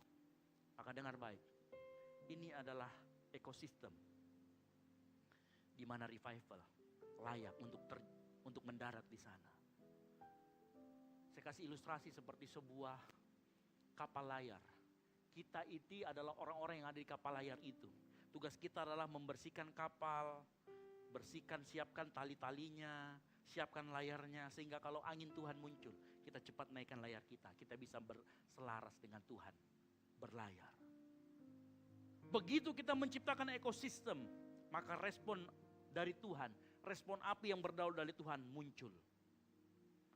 1 Raja-Raja 18 ayat 38 berkata, lalu turunlah api Tuhan menyambar apa? Habis korban bakaran. Ingat, yang disambar adalah mezbah yang benar, bukan mezbah palsu. Mezbah yang sudah diperbaiki, mezbah yang ada korban bakarannya. Makanya dituliskan di dalam ini yang dihabiskan duluan apa? Korban bakarannya di atas, lalu kemudian kayu apinya, batu dan tanah, baru yang terakhir apa? Air. Ini api dari Tuhan itu menyambar dari atas ke bawah. Kalau api kita masak, Thomas masak tuh dari bawah ke atas. Ini api Tuhan, bedanya di situ. Maka dengar baik. Api revival hanya turun menjilat mezbah dan menghabiskan korban bakaran yang benar. Karena api revival nantinya akan membawa orang, membawa umat Tuhan untuk mengatakan begini. Yahweh, Tuhan, dialah Allah. Tuhan, dialah Allah. Ini revival yang terjadi. Tugas kita, ingat sekali lagi saya katakan. Tugas kita bukan mengejar api. Makanya saya nggak bahas terlalu banyak tentang api. Karena api yang dari Tuhan itu kedaulatan Dia. Tugasmu dan tugas saya mempersiapkan mezbah dan memastikan selalu ada korban. Yang mengerti katakan amin. Agar setiap kali api Tuhan muncul, Dia bisa melalap habis segala kedagingan kita.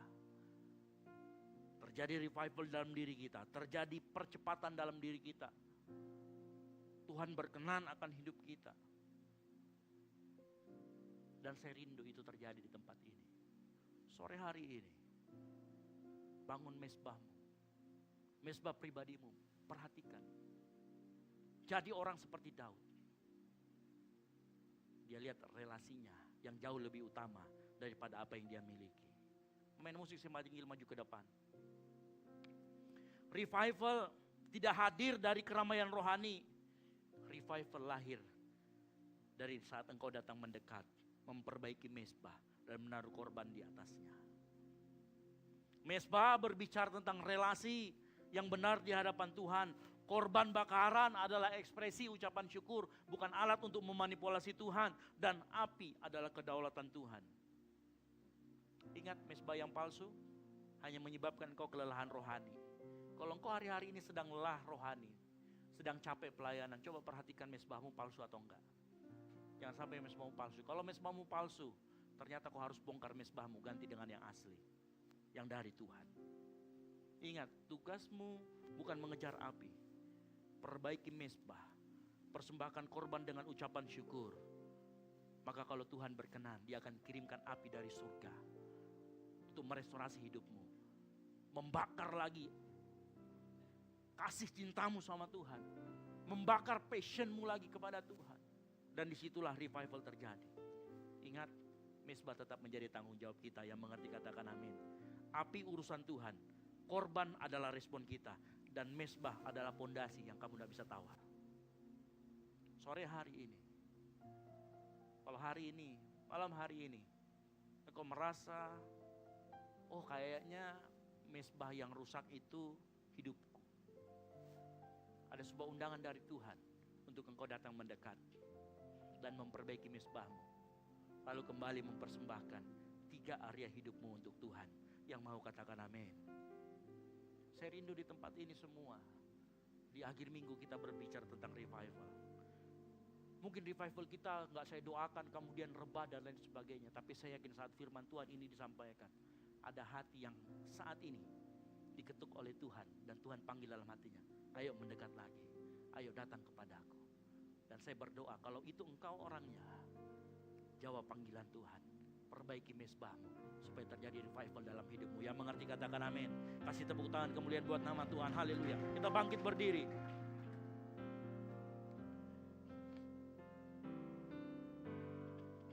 Pujian dan syukurku ku bawa padamu. Katakan dengan rendah hati. Dengan rendah hati ku persembahkan. Katakan sadar bila ku ada. Sadar bila ku ada. Hanya karena anugerah,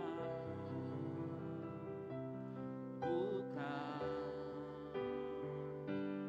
karena kekuatanku.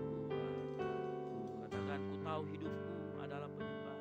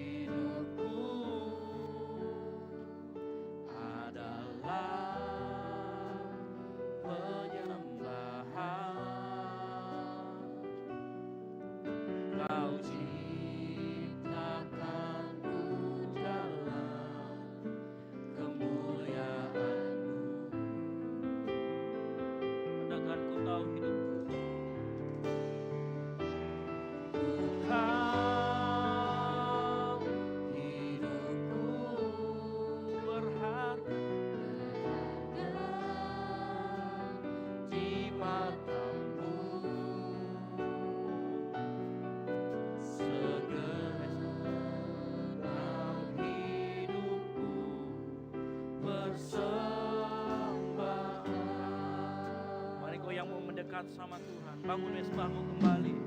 Sama-sama katakan. Pujian dan syukurku ku bawa padamu. Katakan dengan rendah. Dengan rendah hati ku persembahkan. Katakan sadar bila kami ada. Sadar bila ku ada Hanya karena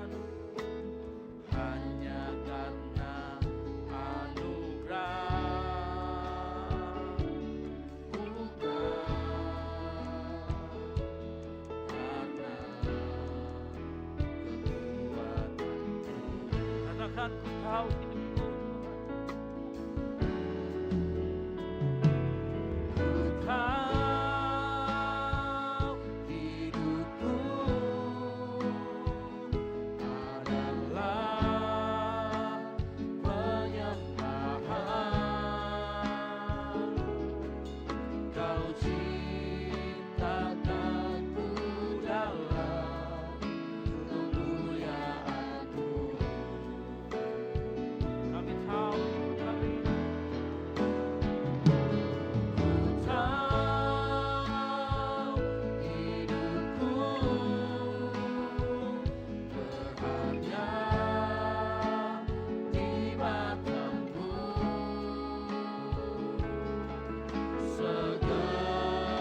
Segenap hidupku persembahkan. mari sama-sama katakan kami tahu hidup kami Tuhan. Ku tahu hidupku adalah penyembahan. Kau ciptakanku dalam kemuliaan-Mu. Katakan tahu hidup kami Tuhan.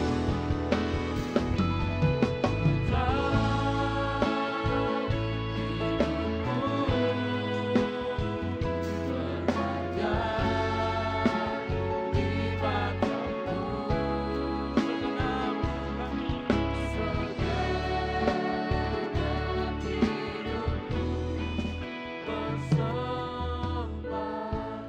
mari jemaat Tuhan saja kalikan pujian ini.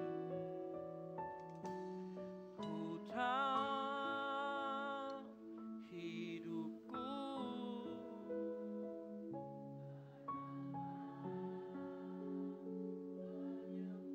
Mari datang dengan sikap hati yang rendah di hadapan Dia.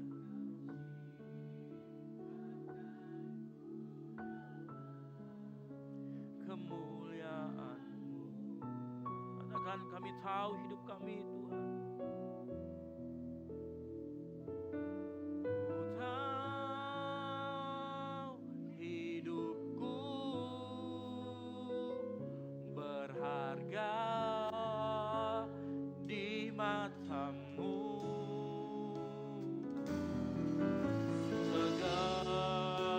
Segenap hidupku persembahkan.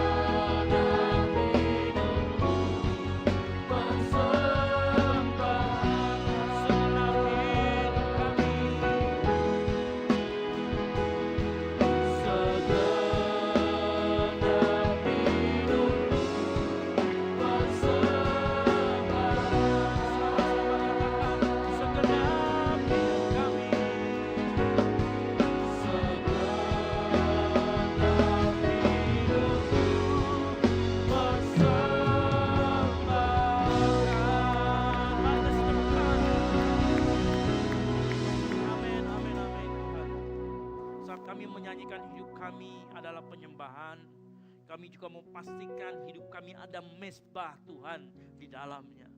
Sehingga saat kami menaruh identitas kami menaruh kenyamanan kami menaruh waktu kami di atasnya Tuhan, itu adalah persembahan yang menyenangkan hati Tuhan. Sebagai bentuk ucapan syukur kami karena Engkau sudah terlalu baik dalam kehidupan kami. Dan biarlah dalam kehidupan kami selalu dengan rendah hati mempersembahkan apa yang kami miliki di hadapan-Mu Tuhan. Karena semuanya asalnya daripada-Mu dan kembali hanya untuk-Mu. Ajar kami Tuhan dalam keseharian kami mengutamakan Engkau. Ajar kami dalam keseharian kami belajar membangun mezbah pribadi. Kami mau Tuhan sore hari ini membangun relasi yang intens dengan Engkau. Kami mau Tuhan sore hari ini hati kami yang mulai menjauh ada panggilan-Mu untuk datang mendekat. Kami mau menjawab panggilan itu Tuhan, mendekat kepadamu.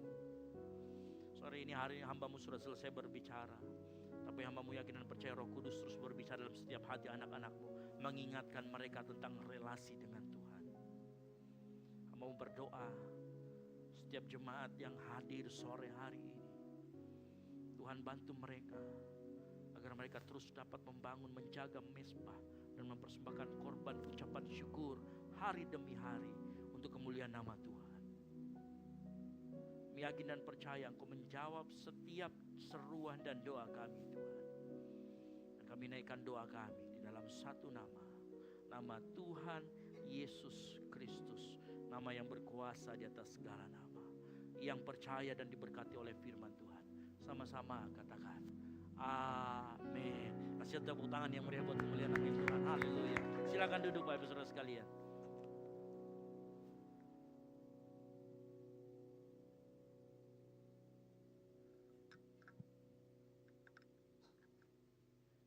Puji nama Tuhan, sungguh indah kebenaran firman Tuhan, amin.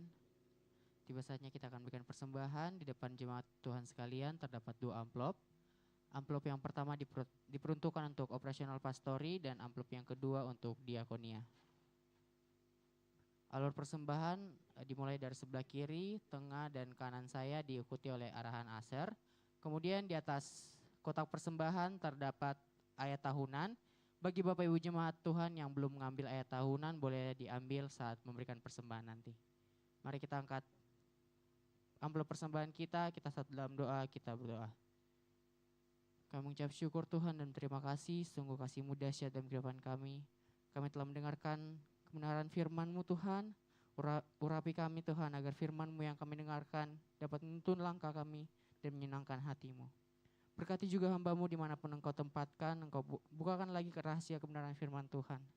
Tiba saatnya kami akan memberikan persembahan, Engkau berkati setiap persembahan kami, agar persembahan ini menjadi pelebaran firman-Mu Tuhan.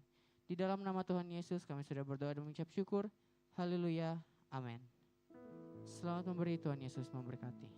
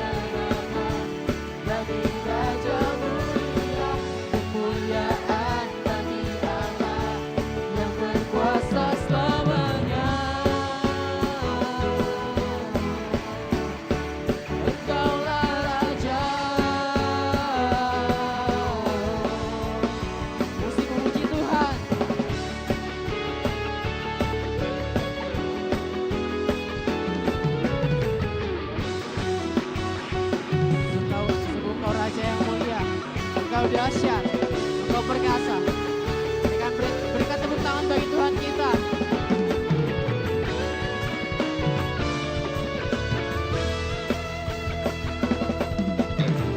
Kaulah Tuhan, kaulah Raja, surga bumi menyembah, sorak-sorai kemenangan bagi Raja mulia, kemuliaan bagi Allah yang berkuasa selamanya. Angkat tanganmu bagi Tuhan kita. Kaulah Tuhan, kaulah Raja, surga bumi menyembah, sorak-sorai kemenangan bagi Raja mulia, kemuliaan bagi Allah yang berkuasa selamanya. Engkaulah Raja. Katakan Yesuslah Raja. Yesuslah Raja. Sekali lagi. Yesuslah Raja. Berikan tepuk tangan bagi Tuhan kita Yesus Kristus. Silakan duduk kembali jemaat Tuhan. Tiba saatnya kita akan mendengarkan pengumuman sepakan. Kepada tim multimedia dipersilahkan. Shalom jemaat yang dikasihi Tuhan, berikut beberapa informasi kegiatan GBI Oikumene selama 1 minggu ke depan. Doa pelayan dan puasa akan diadakan pada hari Sabtu pukul 6 sore bertempat di gereja. Gladi bersih untuk ibadah raya pertama akan diadakan pada hari Sabtu pukul 7 malam, ibadah raya 2 pada hari Minggu pukul setengah 3 sore, dan gladi bersih untuk ibadah raya ketiga akan diadakan pada hari Sabtu pukul 10 pagi. Ibadah raya Minggu diadakan sebanyak 3 kali, yaitu pukul 9 pagi, pukul setengah 5 sore, dan pukul 7 malam. Ibadah raya yang pertama dan yang kedua akan disertai ibadah anak sekolah minggu. Ibadah-ibadah ini dapat disaksikan secara online melalui live YouTube GBI Oikumene. Bagi saudara-saudari yang ingin mendapatkan dukungan doa, silakan menghubungi nomor berikut. Pondok Daud akan diadakan setiap hari Selasa dan Jumat pukul 3 sore bertempat di ruang sekolah minggu. Bagi jemaat Tuhan yang berkerinduan untuk didoakan, silakan mengisi form pokok doa yang telah disiapkan. Mari tetap saling menopang dalam doa-doa kita kepada Tuhan. Bagi saudara-saudari yang membutuhkan layanan konseling, penyerahan anak, dan pernikahan, silakan menghubungi nomor berikut. Baptisan akan diadakan pada minggu terakhir setiap 3 bulan sekali. Bagi saudara sekalian yang membutuhkan layanan baptisan, silakan menghubungi nomor berikut. Persembahan persepuluhan dan persembahan lainnya dapat ditransfer melalui rekening BCA dengan nomor 7993 111 777 atas nama GBI Oikumene. Jangan lupa untuk mencantumkan keterangan untuk setiap persembahan yang diberikan. Perpuluhan yang jemaat Tuhan berikan akan dipergunakan seluruhnya untuk pekerjaan Tuhan di tempat ini dan akan dilaporkan secara periodik serta terbuka kepada jemaat Tuhan sekalian. Bagi Bapak Ibu jemaat Tuhan dan saudara sekalian yang rindu untuk melayani Tuhan, silakan mengisi formulir dengan cara scan barcode berikut atau menghubungi nomor berikut. Mari memakai waktu dan talenta yang Tuhan beri bagi kemuliaan namanya. Demikian informasi mengenai kegiatan GBI Oikumene selama sepekan. Selamat hari Minggu, Tuhan Yesus memberkati. Shalom jemaat Tuhan. Shalom. Shalom. Mewakili Ibu Gembala serta Wakil Gembala di tempat ini, saya mengucapkan selamat datang bagi seluruh jemaat sekalian yang sudah datang, yang baru pertama kali datang maupun yang sudah pernah datang di gereja kami GBI Oikumene. Di samping kanan Bapak Ibu jemaat sekalian sudah ada teman-teman ASER yang membawa 2 form. Form yang pertama itu ada form selamat datang. Jadi apabila jemaat sekalian baru pertama kali datang, boleh diambil formnya, diisi data dirinya, dan setelah ibadah ini boleh dikembalikan kepada teman-teman ASER yang bertugas. Dan di tangan teman-teman ASER juga ada form pokok doa. Jadi apabila jemaat sekalian punya kerinduan ataupun hal-hal yang ingin didoakan, setiap hari Selasa dan Jumat di tempat ini kami mengadakan Pondok Daud. Kami akan mendoakan pokok-pokok doa yang dituliskan dan dititipkan oleh seluruh jemaat sekalian. Jadi tidak perlu ragu mengambil formnya.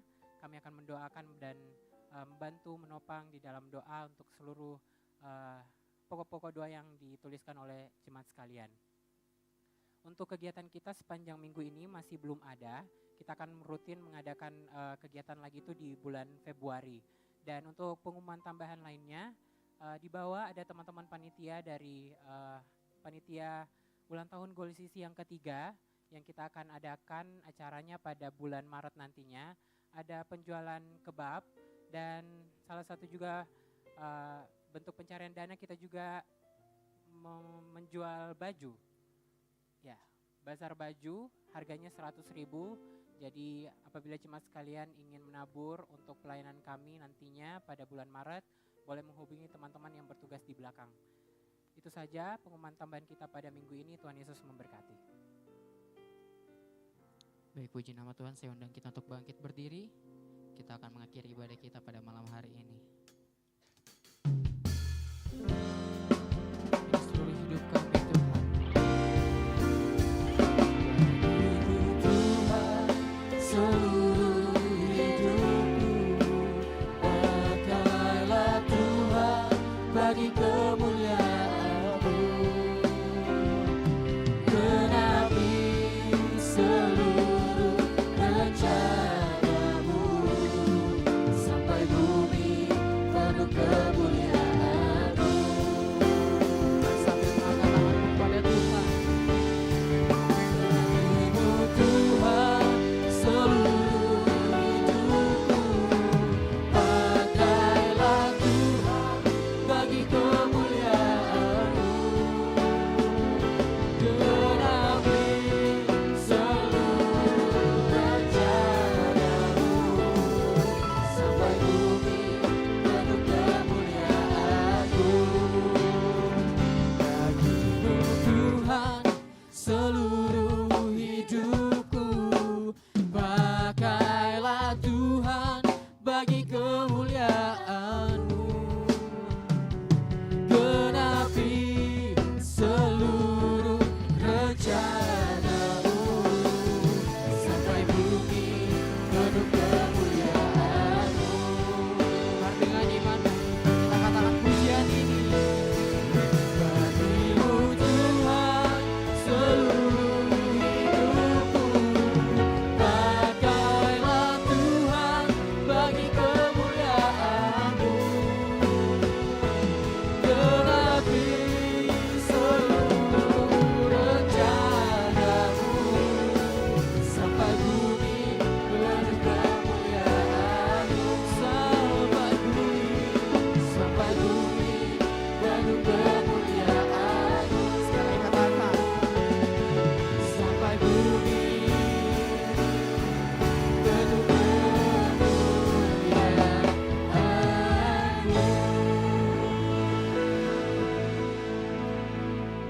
Kita berdoa. Kami bersyukur Bapa untuk penyertaan-Mu. Kami bersyukur untuk ibadah yang sudah kami lakukan pada sore hari ini.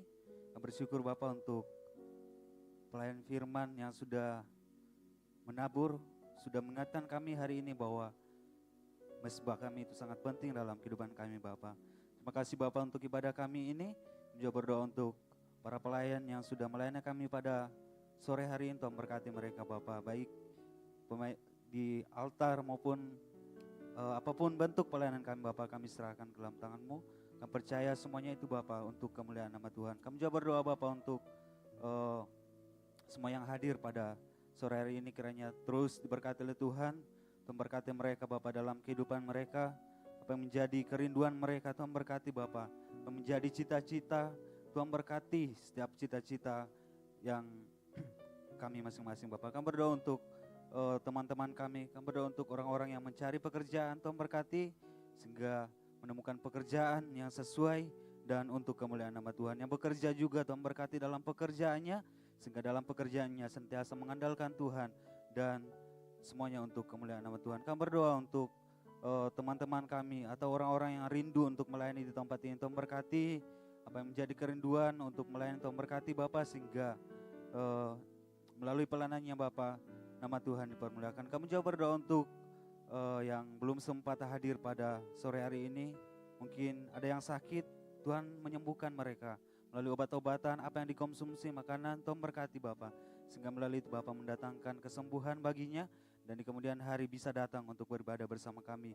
Kami juga berdoa untuk yang berbeban berat, Tuhan kuatkan Bapa dalam kehidupannya. Kami juga berdoa untuk yang lalai, kiranya Tuhan mengingatkan untuk bisa, untuk hadir, untuk bersekutu bersama-sama dengan kami di tempat ini. Kami juga berdoa untuk bangsa negara kami tetap serahkan ke dalam tangan-Mu, untuk pemerintah kami mulai dari pusat, Tuhan berkati Bapak Presiden dan Wakil Presiden, bahkan seluruh jajarannya, Tuhan berkati Bapak, bahkan sampai kepada aparat-aparat dan sampai ke pelosok, Tuhan berkati sehingga terus dipakai oleh Tuhan, dan bangsa kami ini Bapak, bangsa yang mengenal Tuhan dan memuliakan Tuhan Bapak. Kami juga berdoa Bapak untuk penuaian jiwa di tempat ini. Kami serahkan ke dalam tangan Tuhan, kiranya terus jiwa-jiwa terus bertambah di tempat ini Bapak. Kami bersekutu bersama-sama di tempat ini Bapak untuk memuliakan nama Tuhan. Kami serahkan ke dalam tangan Tuhan untuk setiap komsel, bahkan ibadah persekutuan yang diadakan. Tuhan berkati Bapak semuanya itu Bapak, sehingga melalui itu Bapak banyak jiwa-jiwa yang dituai Bapak. Kami juga berdoa untuk keluarga kami, bahkan kedua orang tua kami, saudara-saudara kami masing-masing. Tuhan berkati dimanapun Tuhan mereka berada, kiranya Tuhan yang memberkati mereka dalam kehidupannya, dalam pelayanan, dalam keluarga. Tuhan berkati Bapak sehingga terus dekat dengan Tuhan dan sentiasa memuliakan nama Tuhan. Kami juga berdoa Bapak untuk Ibu Gembala di tempat ini. Kami serahkan ke dalam tangan Tuhan, dalam masa tuanya diberkati oleh Tuhan, bahkan terus diberikan kesehatan dan kekuatan yang daripada Tuhan. Berdoa untuk Pastor Ezra, Kak Debbie dan Dev. Tuhan berkati Bapak dalam keluarganya, kiranya terus dipakai oleh Tuhan untuk menjadi alat di tempat ini Bapak, untuk menjadi mentor rohani bagi setiap kami di tempat ini. Kami juga berdoa untuk Pastor Peter dan keluarganya. Tuhan berkati Bapak sehingga terus dipakai oleh Tuhan, dan biarlah melalui keluarganya Bapak nama Tuhan dipermuliakan. Kami juga berdoa Bapak untuk Gold CC atau GBI Oikumene di tempat ini. Kami serahkan ke dalam tangan Tuhan untuk kegiatan selama sepekan. Kami serahkan ke dalam tangan Tuhan, kiranya semuanya bisa berjalan dengan baik dan nama Tuhan yang dipermuliakan di tempat ini Bapak. Terima kasih Bapak, terima kasih Yesus.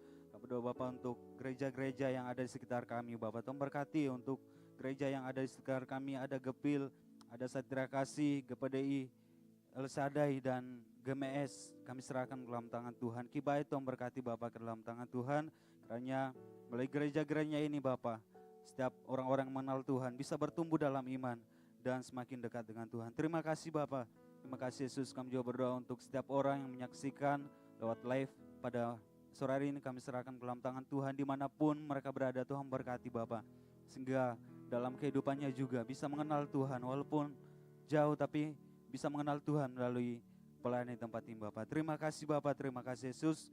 Kami bersyukur untuk ibadah kami hari ini. Terima kasih untuk setiap berkat-Mu yang kami terima pada hari ini Bapak. Terima kasih Bapak, inilah doa kami Bapak. Kami ucap syukur yang telah mengajar kami berdoa bersama-sama. Demikian. Bapa kami yang di surga, dikuduskan nama-Mu, datanglah kerjaan-Mu, jalanlah kehendak-Mu di bumi seperti di surga. Berikanlah kami pada hari ini makanan kami yang secukupnya, dan ampunilah kami akan kesalahan kami, seperti kami juga mengampuni orang yang bersalah kepada kami.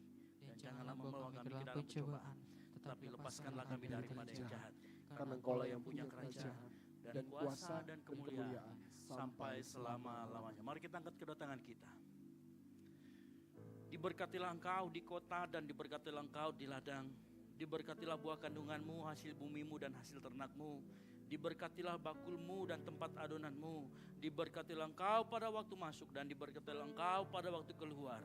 Oleh karena itu sore hari ini pulanglah, jadilah garam dan terang sehingga Injil diberitakan melalui hidupmu. Dan biarlah anugerah dari Allah Bapa, keselamatan di dalam Kristus Yesus, dan penyertaan yang manis yang oleh Roh Kudus yang tinggal dalam hati kita menyertai kita semua mulai dari saat ini sampai dengan Maranatha Tuhan Yesus datang kembali menjemput kita semua. Segala kemuliaan hanya bagi Tuhan.